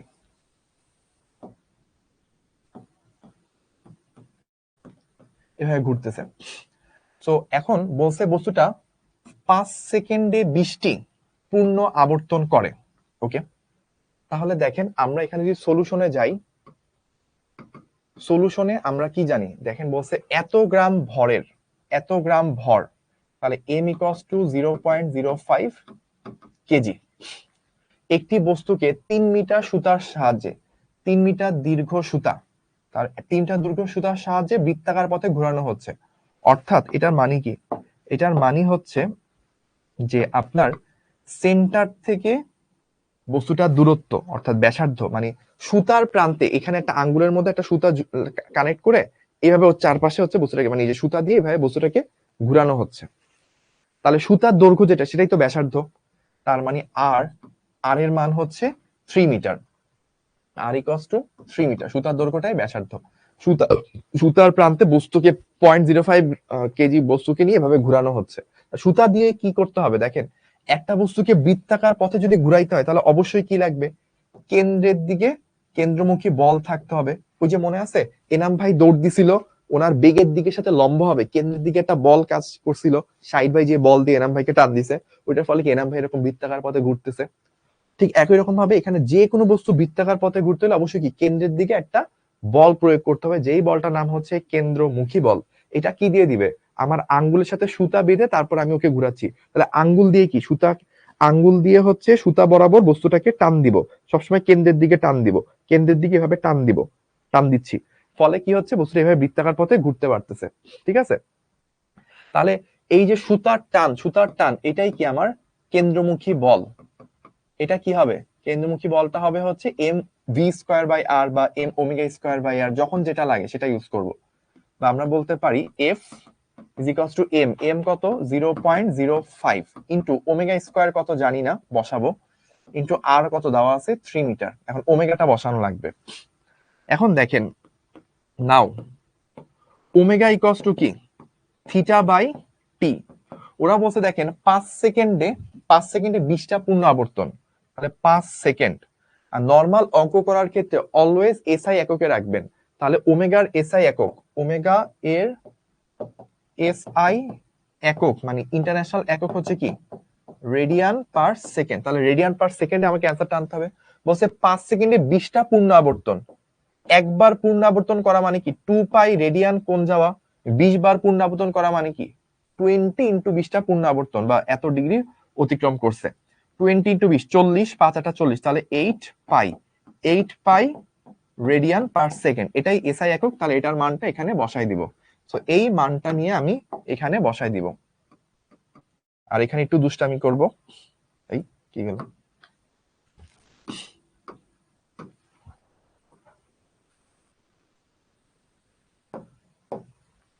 ওকে। সো আমরা যদি চলে আসি এখানে সবকিছু বসাই দিলাম, তাহলে এখান থেকে আমার মান কত এটা চলে আসবে। চলো আমরা ক্যালকুলেটর দিয়ে বের করি। ভাইয়া একটা ব্রেক দেন, ভাত খাবো না। ভাত খাওয়ার কোনো ব্রেক হবে না, যদি আপনি বিরিয়ানি টিয়ানি খেতে যান তাহলে আলাদা হিসাব, ভাতের জন্য ব্রেক এটা মানাইলো না। শুভ ভাইয়ের ক্লাস ছেড়ে আপনি ভাত খেতে যাবেন, এটা হইলো?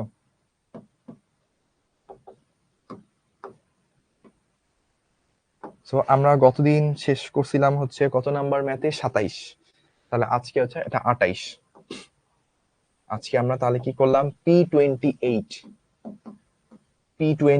28 নাম্বার প্রবলেম কিন্তু আমরা আজকে করে ফেললাম। এই প্রবলেমটা কে কে বুঝেছেন ভাইয়াকে একটু কমেন্টে জানাতে হবে।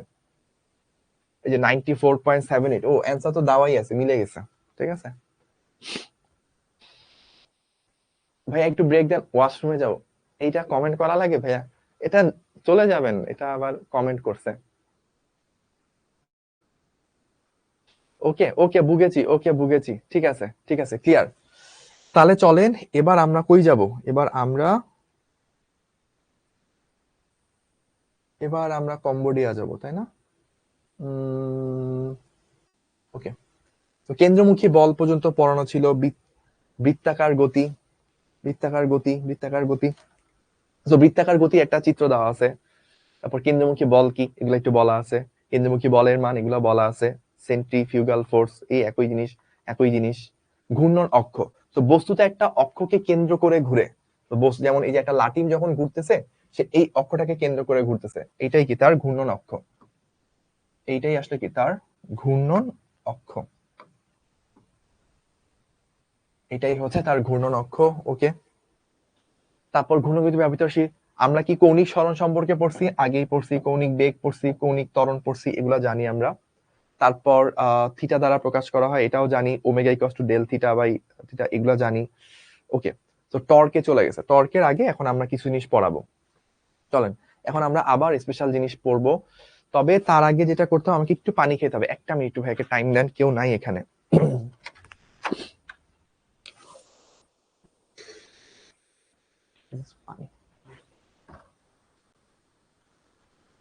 সো আমরা আমরা যেটা করলাম সেটা হচ্ছে আমরা এখন একটা আরেকটা ভালো ভালো টপিক পড়বো, সেটা হচ্ছে রৈখিক এবং কৌণিক বেগের মাঝে সম্পর্ক। এত বড় কেন?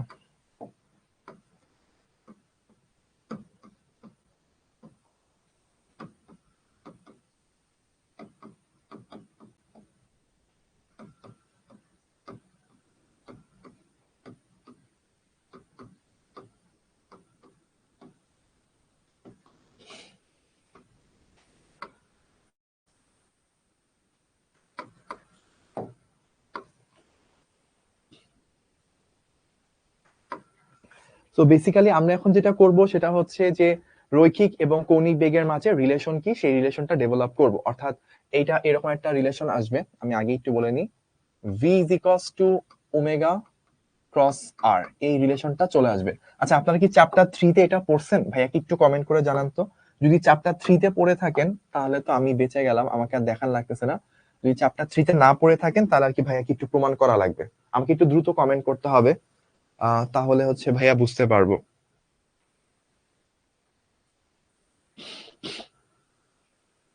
পড়ানো পড়ানো পড়ানো হয় না, পড়ি নাই, পড়ানো হয়নি। ওকে, ওকে, থ্যাংক ইউ। তাহলে তাহলে আচ্ছা ভাইয়া একটু পানি খেয়ে নি, জাস্ট 30 সেকেন্ড।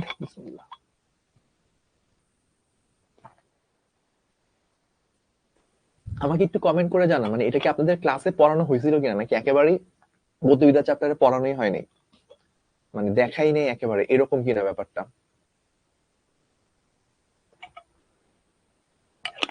সো এটা বেসিক্যালি চ্যাপ্টার 3 এর তো, সো এই কারণে হচ্ছে চ্যাপ্টার 4 এ আমি প্রমাণ দেখাবো কিনা নির্ভর করছে চ্যাপ্টার 3 তে আপনারা পড়ে আসছেন কিনা। পড়ে থাকলে আর বলছে ম্যাক্সিমাম বলছে যে দেখি নাই। আচ্ছা ঠিক আছে, না দেখানো থাকলে সমস্যা নেই, তাহলে আমরা একটু পড়ে নিই। তো আমাদেরকে যেটা করতে হবে, একটা বস্তু বৃত্তাকার পথে ঘুরতেছে, একটা বস্তু বৃত্তাকার পথে ঘুরতেছে, ঠিক আছে। আচ্ছা, এখন আমরা যেটা করব সেটা হচ্ছে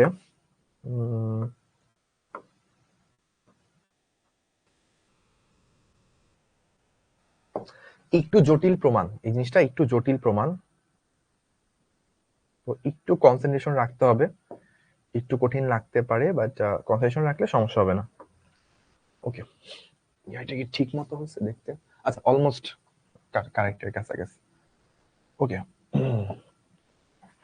সো আমরা এখানে যেই জিনিসটা চিন্তা করতেছি সেটা হচ্ছে এখানে একটা কণা আছে, এই কণাটা হচ্ছে একটু বড় করে আসলে ভালো হইতো না এটা।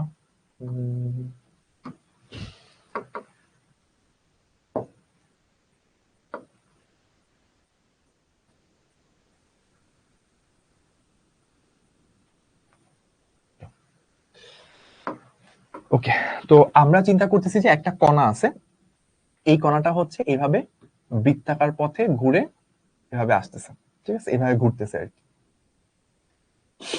তো এখন এই কণাটা যখন এইভাবে ঘুরতেছে, তো এই কণাটার আমরা চিন্তা করলাম যে এই যে ব্যাসার্ধটা, এই যে ব্যাসার্ধটা, আমরা এখানে ব্যাসার্ধটা কোনো একটা কালার দিয়ে দেখাচ্ছি।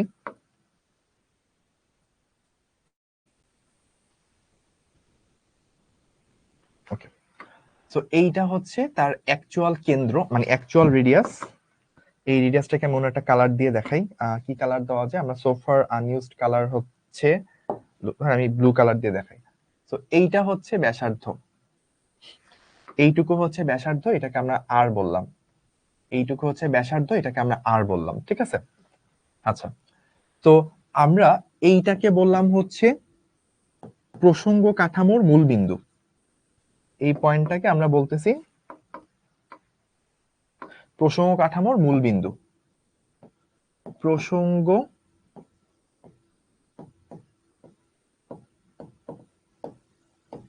কাঠামোর মূল বিন্দু। আচ্ছা, তাহলে এবার একটু ভাইয়ার সাথে ফোকাস করেন। কি বললাম ভাইয়া?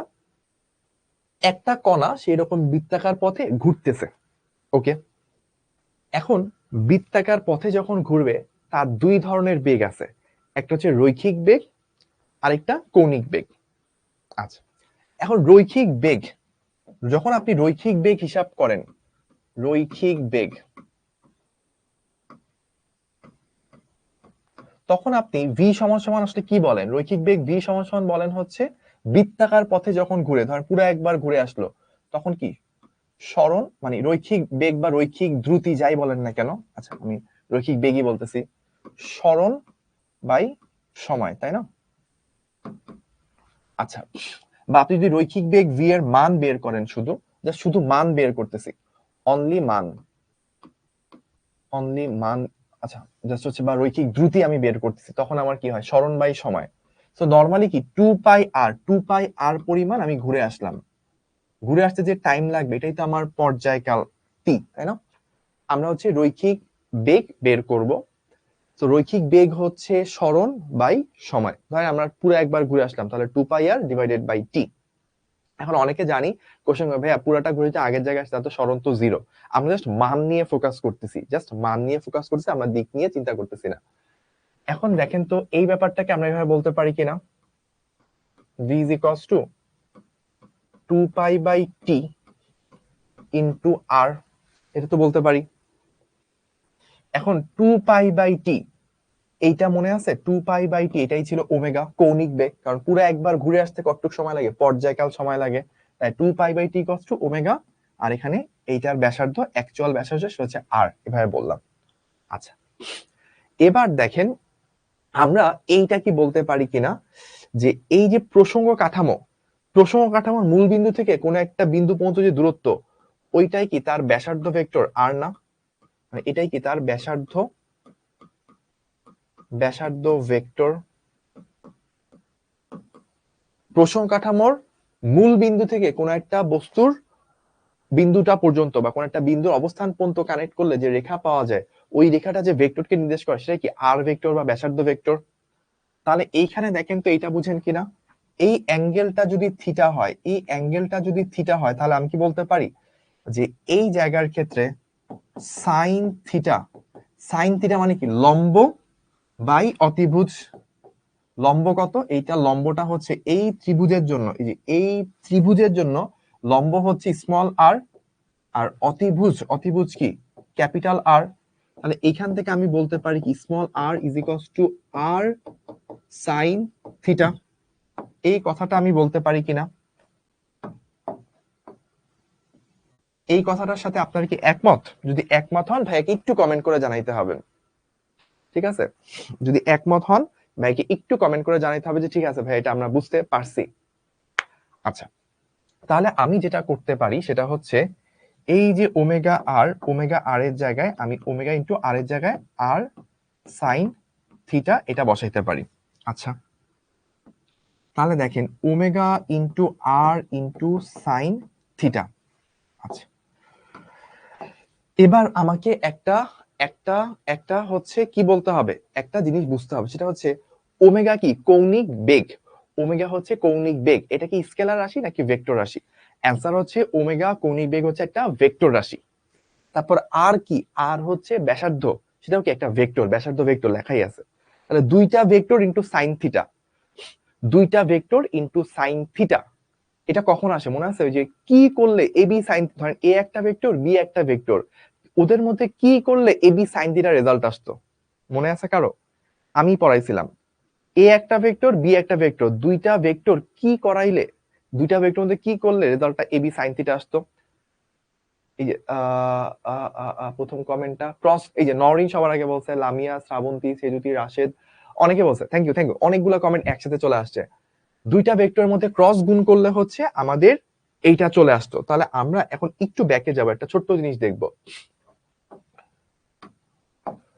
ওমেগা কৌণিক বেগ ভেক্টরটির দিক। ওমেগা যে একটা কৌণিক বেগ বললাম, এই কৌণিক বেগ ভেক্টরটার দিক কোন দিকে এটা একটু মাথায় রাখতে হবে। ঠিক আছে, কিভাবে এটা দেখা হয় খেয়াল করেন, আমার সাথে সাথে করেন তাহলে হয়ে যাবে। ধরেন আপনার কৌণিক বেগটা আছে এই বরাবর, ঠিক আছে, আপনার কৌণিক বেগটা, আচ্ছা এইভাবে বললে আপনি বুঝতে পারবেন না, এটা ডিরেক্টলি বৃত্ত দিই তাহলে ভালো বুঝতে পারবেন।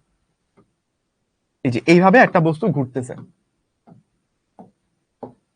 এইভাবে একটা বস্তু ঘুরতেছে, তো আপনার কি করতে হবে, ডান হাত নিতে হবে। দেখেন এই যে এটা কিন্তু ভাইয়া ডান হাত, ডান হাতটা নিতে হবে। ডান হাত নিয়ে ডান হাতের এই যে চারটা আঙ্গুল, বুড়া আঙ্গুল বাদ দিলে এই যে চারটা আঙ্গুল, এই চারটা আঙ্গুলকে এই বৃত্তের পরিধি বরাবর যেদিকে বৃত্তাকার গতিটা আছে, যেদিকে বস্তুটা ঘুরতেছে ওই দিক বরাবর ধরতে হবে। ধরলে বুড়া আঙ্গুলটা যেই দিকে নির্দেশ করে, বুড়া আঙ্গুলটা যেই দিকে নির্দেশ করে সেটাই আসলে কি কৌণিক বেগের দিক, সেটাই আসলে কৌণিক বেগের দিক।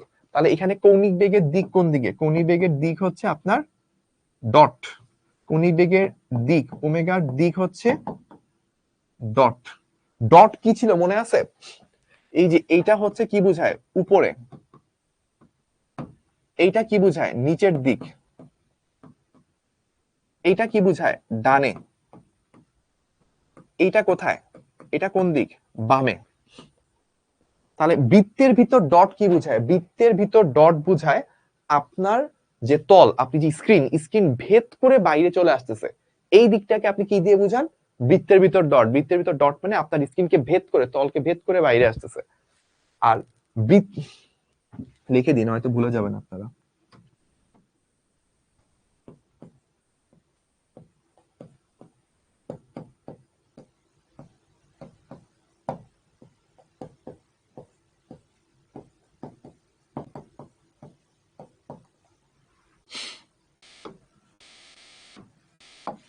আর যদি আপনার বৃত্তের ভিতরে ক্রস দেওয়া থাকে, বৃত্তের ভিতরে যদি ক্রস দেওয়া থাকে তাহলে এটা কি বুঝায়, এটা বুঝায় হচ্ছে তলকে ভেদ করে, তলকে ভেদ করে ভেতরের দিকে। ঠিক আছে, তাহলে দেখেন আমরা এই যে ডান হাত নিলাম, ডান হাতকে বৃত্তাকার গতির দিকে ধরলাম, তাহলে বুড়া আঙ্গুলটা যেই দিকে মুখ করে, ডান হাতের বুড়া আঙ্গুল যেদিকে মুখ করে সেটাই হচ্ছে ওমেগার দিক। তাহলে এইখানে বৃত্তাকার গতির দিক এই দিকে। এবার তাহলে আমাকে বলেন, আচ্ছা আরেকটা জিনিস বলি, তাহলে বলেন তো যদি আমাদের এই রকম থাকতো, এই যে এই কেজে এটা তো হচ্ছে অ্যান্টি ক্লকওয়াইজ ছিল তাই না, ঘূর্ণনটা কি অ্যান্টি ক্লকওয়াইজ। অ্যান্টি ক্লকওয়াইজ মানে কি, ঘড়ির কাঁটা কিভাবে ঘুরে, এইভাবে ঘুরে, আর আমরা ঘুরতেছিলাম কি উল্টো দিকে, তখন আমার বাইরের দিকে আসছে। তো আমি যদি ক্লকওয়াইজ ঘুরতাম, ক্লকওয়াইজ যদি ঘুরতাম মানে ঘড়ির কাঁটা কিভাবে ঘুরে, ঘড়ির কাঁটা হচ্ছে এইভাবে ঘুরে তাই না, এইভাবে যদি ঘুরতাম, এখন বলেন তো কৌণিক বেগের দিকটা কোন দিকে আসবে, কে কে বলতে পারেন এখন কৌণিক বেগের দিকটা কোন দিকে আসবে, আমাকে একটু কমেন্ট করে জানাইতে হবে।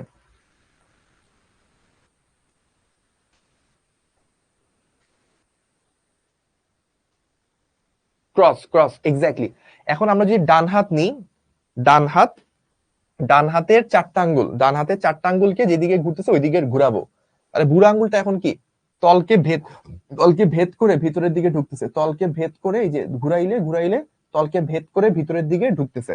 তাহলে এটা আসলে কোন দিক, তার মানে ওমেগা, ওমেগার দিক কি, ওমেগার দিক হচ্ছে এখন ক্রস। এইটুকু বুঝতে পারছেন। আচ্ছা এবার আসেন, এখানে আমরা সোফার কি করছিলাম, এখানে দেখেন একটা বস্তু এইভাবে ঘুরতেছে,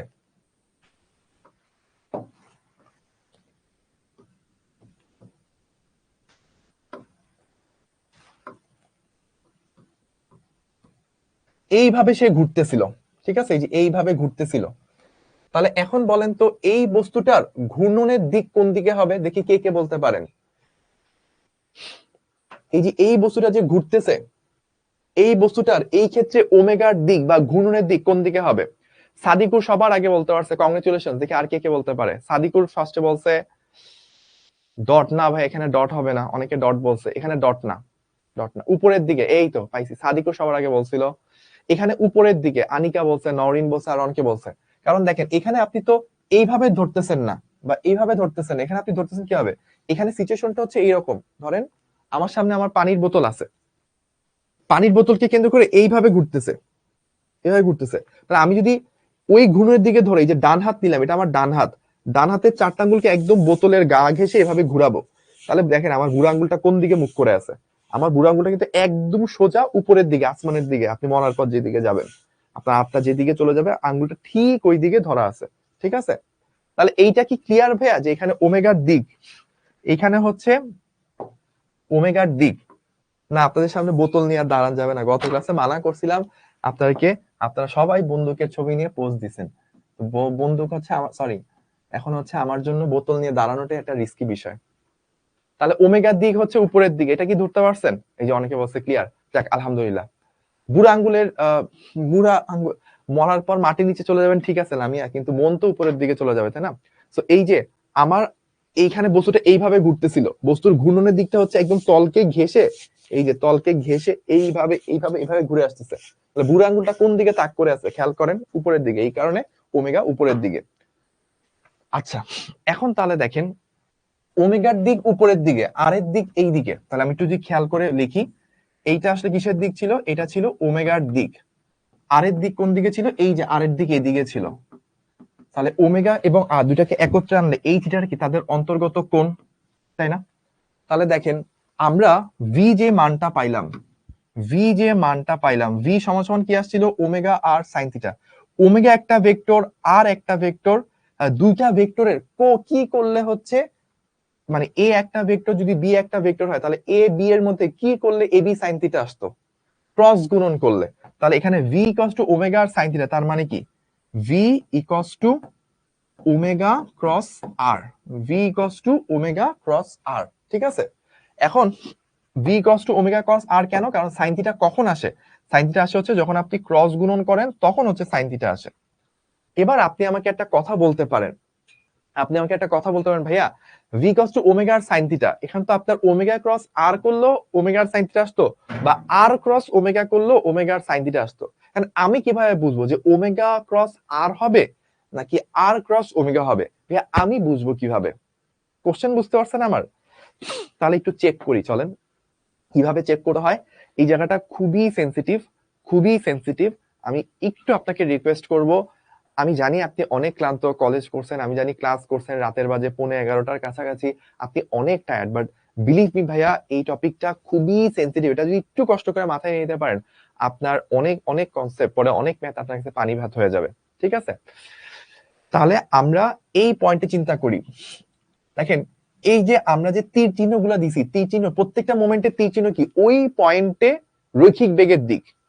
প্রত্যেকটা মোমেন্টে কোন এই মোমেন্টে ভেক্টর, মানে আপনি যখনই বৃত্তাকার গতিতে আসেন, বৃত্তের পরিধির উপর কোন একটা মোমেন্টে স্পর্শক টানলে সেটাই আসলে কি, স্পর্শকটাই হচ্ছে রৈখিক বেগের দিক হয়। তাহলে দেখেন আপনি যদি এই পয়েন্টে চিন্তা করেন, এই পয়েন্টে রৈখিক বেগের দিক, মানে আমি যদি এখানটা আলাদা কালার দিয়ে লিখি, ধরেন এটাকে আমি এ বিন্দু বললাম, তাহলে এ বিন্দুতে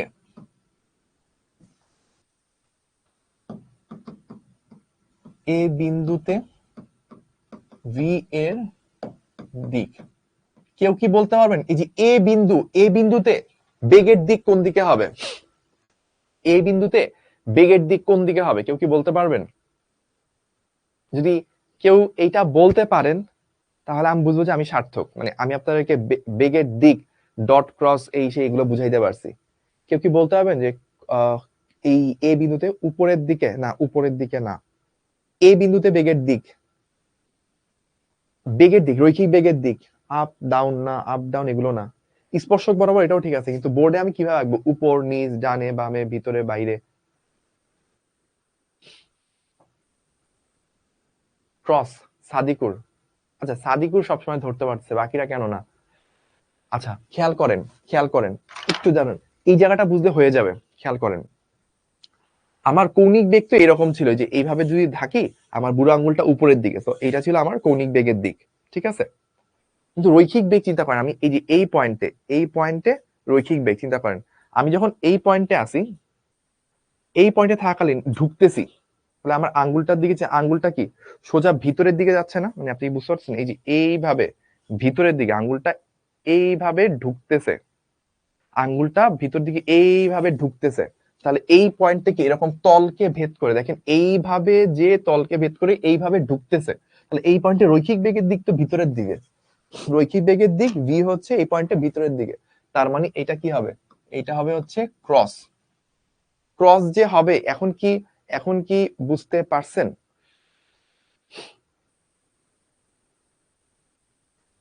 এখন কি বুঝতে পারছেন বেগের দিক যে ক্রস হবে?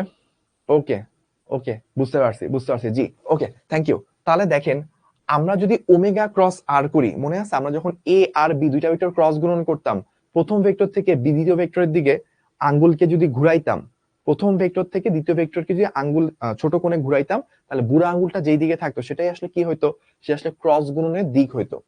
এখন তাহলে চিন্তা করেন আমার কাছে কি লাগবে, আমার কাছে আরেকটা কলম লাগবে, এই তো পাইছি, সমস্যা নেই। এখন দেখেন ওমেগার দিক কোন দিকে, উপরের দিকে, এই যে ওমেগার দিক হচ্ছে এই দিকে, এই পয়েন্টে আর এর দিক কোন দিকে, এই দিকে।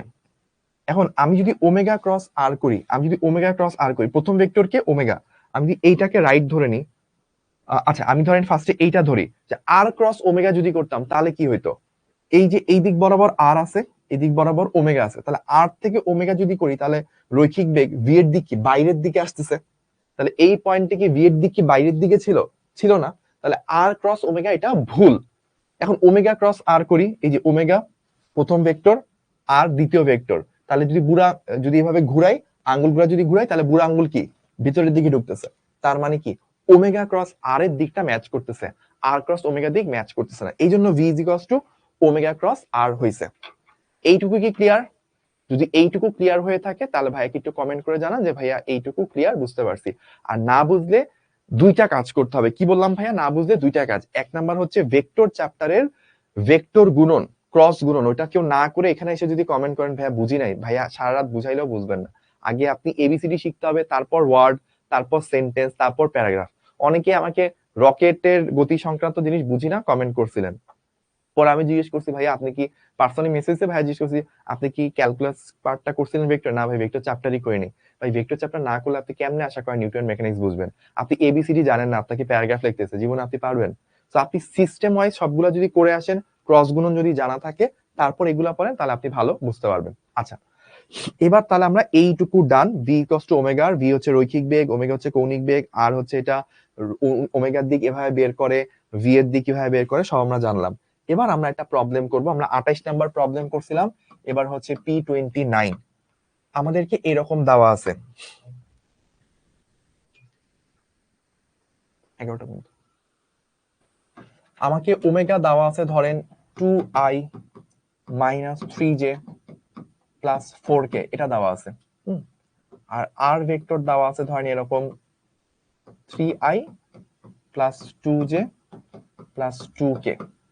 আমাকে জিজ্ঞেস করছে রৈখিক বেগের মান কত, রৈখিক বেগের মান কত, এই হচ্ছে আমার কোশ্চেন, ঠিক আছে? আচ্ছা, তো চলেন আমরা কোশ্চেনটা সলভ করি।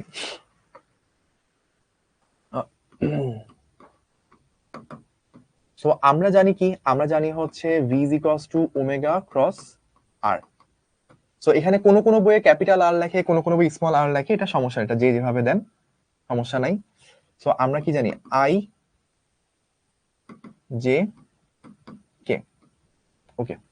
সো এখানে কি আছে 2 মাইনাস 3 4 3 2 2, এইভাবে হচ্ছে দেওয়া আছে, ঠিক আছে? আচ্ছা, তাহলে আমরা যদি সলভ করতে যাই কি আসে, b cos 2, ফার্স্টে i নিব, তাহলে এই দুইটার মাঝে গুণ হবে, তাহলে মাইনাস 3 দুগুণে কত 6, আর এই দুইটার মাঝে গুণ হবে, তাহলে 4 দুগুণে 8।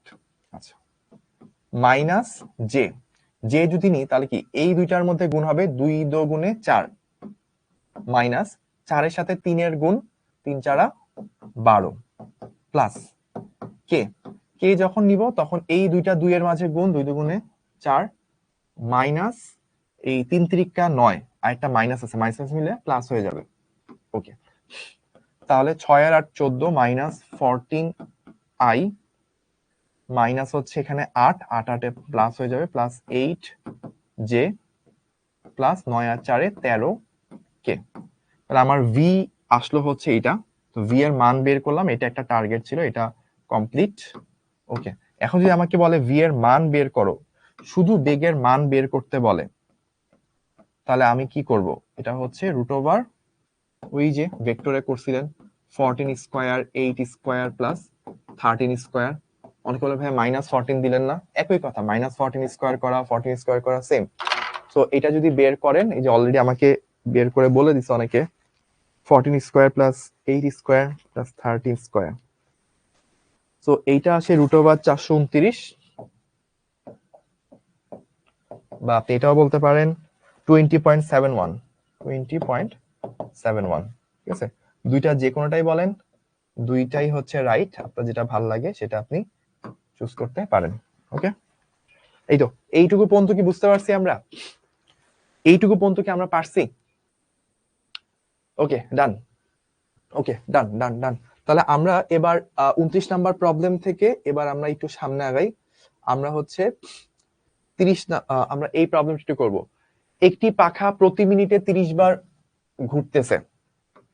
আচ্ছা এটা সংক্ষিপ্ত প্রবলেম, একটু দ্রুত করি। একটি পাখা প্রতি মিনিটে 30 বার ঘুরতেছে, এর কৌণিক বেগ বের করতে হবে। তাহলে এটা হচ্ছে p30 আমরা করতেছি। সো আমাদের দেখেন ওমেগা ইজ ইকুয়ালস টু কি, থিটা বাই টি। তাহলে দেখেন প্রতি মিনিটে 30 বার, 1 মিনিট মানে কি 60 সেকেন্ড, 30 বার ঘুরতেছে, একবার ঘোরা মানে কি 2 পাই রেডিয়ান কোণ উৎপন্ন করবে, তাহলে এত রেডিয়ান পার সেকেন্ড। এখন দেখেন 60 কাটাকাটি যায়, তাহলে কি থাকে পাই রেডিয়ান পার সেকেন্ড। এটাই কিন্তু দেখেন উত্তর ছিল, ওই যে ওই পাশে উত্তর। এটা আপনাদের হোমওয়ার্ক, এটা তো করছি। আচ্ছা এটা আপনাদের হোমওয়ার্ক, এগুলা কিন্তু আমি করাইছি, দুই পাশ থেকে দুই সুতো টোতা থাকলে কি করে, এগুলো আপনাদের হোমওয়ার্ক, সবগুলাই স্লাইডে থাকবে, এগুলো একটু দেখে নিয়েন। আচ্ছা এইটা একটা ভালো প্রবলেম, এটা করে আমরা ছুটি দিব। এটা একটা ভালো প্রবলেম, এটা করে আমরা ছুটিতে চলে যাব। তো আমরা এই প্রবলেমটাকে একটু মার্ক করে নিই। এই তো ওকে। সো আমাদেরকে বলতেছে বোরের হাইড্রোজেন পরমাণু মডেলে একটি ইলেকট্রন একটি প্রোটনের চারদিকে এত ব্যাসার্ধের, এত মিটার ব্যাসার্ধের একটি বৃত্তাকার পথে এত বেগে প্রদক্ষিণ করে। ইলেকট্রনের ভর দেওয়া আছে, তার মানে কি কি দেওয়া, রেডিয়াস দেওয়া, তারপর রৈখিক বেগ দেওয়া, ভর দেওয়া, কেন্দ্রমুখী বল এফ কত। কোশ্চেন হচ্ছে এফ ইকুয়ালস টু হোয়াট, এই হচ্ছে আমার কোশ্চেন। তাহলে সলিউশন 30 নাম্বার করছিলাম তাই না, এটা হচ্ছে P31, 31 নাম্বার প্রবলেম আমরা করব। তাহলে দেখেন আমরা যদি এইটা করতে চাই, আচ্ছা আগের অঙ্কটার একক কি জিজ্ঞেস করছেন আনিক আহমেদ। একক হচ্ছে যেহেতু কোনো একক দেওয়া ছিল না, সো আমরা ওইটার একক দিব না। মানে আপনার যদি আগে প্রশ্নের আগের কোশ্চেনে কোনো একক দেওয়া থাকে, যেমন ওইখানে কি ছিল আমার এক্স্যাক্টলি ভুলেও গেছি, কোশ্চেন কি ছিল অনেকক্ষণ পরে দেখলাম তো। আচ্ছা কোন কোশ্চেন ছিলাম আমি, এটাতে ছিলাম, এই যে পাই রেডিয়ান পার, এই যে একক রেডিয়ান পার সেকেন্ড দেওয়া আছে, সমস্যা নেই। আচ্ছা আমরা যেখানে ছিলাম, আমাদের কেন্দ্রমুখী বল এফসি, এফসি মানে সেন্টিমেন্টাল ফোর্স, বা শুধু এফও বলতে পারেন, সমস্যা নেই। এটা সূত্র এম ভি আর, এই তিনটা দেওয়া আছে। সূত্র কি, M V square divided by R. M কত দেওয়া, 9.1 10 to the power -31 into V, V কত 2.18 10 to the power 6 square into R, R কত 5.2 10 টু দি পাওয়ার -11। এত নিউটন, বলের একক নিউটন, এসআই একক। তাহলে এটা হচ্ছে আমরা তাহলে করব 9.1 10 to the power -31 into 2.18 10 to the power 6 তার square into 5.2 10 to the power -11। Okay, তাহলে আমাদের চলে আসলো বলের মান 2.248 10 টু দি পাওয়ার -28 এত নিউটন। আমার সাথে কার কার অ্যান্সার মিলছে একটু কমেন্ট করেন তো, মিলছে কিনা। 9.8 -31 2.18 10 to the power 6 square into r 5, হ্যাঁ ঠিক আছে, আমারটা ঠিক আছে, 2.248 10 টু দি -28। ওকে ওকে, ও সরি সরি, আমি একটু ভুল করছি। এই তো mv square divided by r হবে, তাই না, mv square divided by r হবে, আমি একটু ভুল করছি।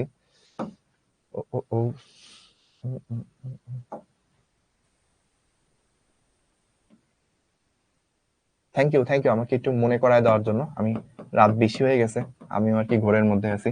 তো আমরা জাস্ট এই প্রবলেমটাই একটু ক্যালকুলেশন করি। 9.1 10 to the minus 31 into V square কত 2.18 10 to the power 6 square divided by R 5.2 10 to the power minus 11 9.10 minus 31, তাহলে এটা লাস্টে এটা ঠিক বসছে। ওকে, তাহলে আমাদের মান চলে আসছে 8.3167 10 to the power minus 8 এত নিউটন।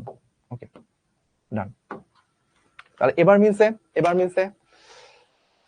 ওকে ওকে, তাহলে আমরা এবার অনেকের সাথে অ্যান্সার মিলছে, গান ডান গুড ডান। তো আমরা এইটুকু পর্যন্ত করে ফেললাম। কেন্দ্রমুখী বল, কেন্দ্রমুখী ত্বরণ, রৈখিক গতি, বৃত্তাকার গতির সম্পর্ক, এই টাইপের যা প্রবলেম আছে সেগুলো আমরা করলাম। আগামী ক্লাসগুলোতে আমরা আরো ভালো কিছু টপিক দেখবো। আজকে এই পর্যন্তই। আপনারা সবাই এই যে হোমওয়ার্ক গুলো আছে, অনেকগুলো হোমওয়ার্ক আছে, এগুলা খুব সুন্দর হোমওয়ার্ক, এগুলা একটু করবেন। এগুলা আশা করি করলে এখন পারবেন, সবগুলো এখন পারার কথা। তো আজকে অনেক রাত হয়ে গেছে, এইটুকু পর্যন্ত। সবাই ভালো থাকবেন, সুস্থ থাকবেন। আল্লাহ হাফেজ। এবং আপনাদের ক্লাসের অনুভূতিগুলো, ফিডব্যাকগুলো অবশ্যই আমাদের সাথে ভিডিওতে শেয়ার করবেন। ক্লাস নোটগুলো এবং যে অঙ্কগুলো পারেন না সেগুলো আমাদেরকে আলাদাভাবে Q2 HSC 26 এর প্রাইভেট গ্রুপে শেয়ার করবেন। ধন্যবাদ সবাইকে। আল্লাহ হাফেজ। আসসালামু আলাইকুম।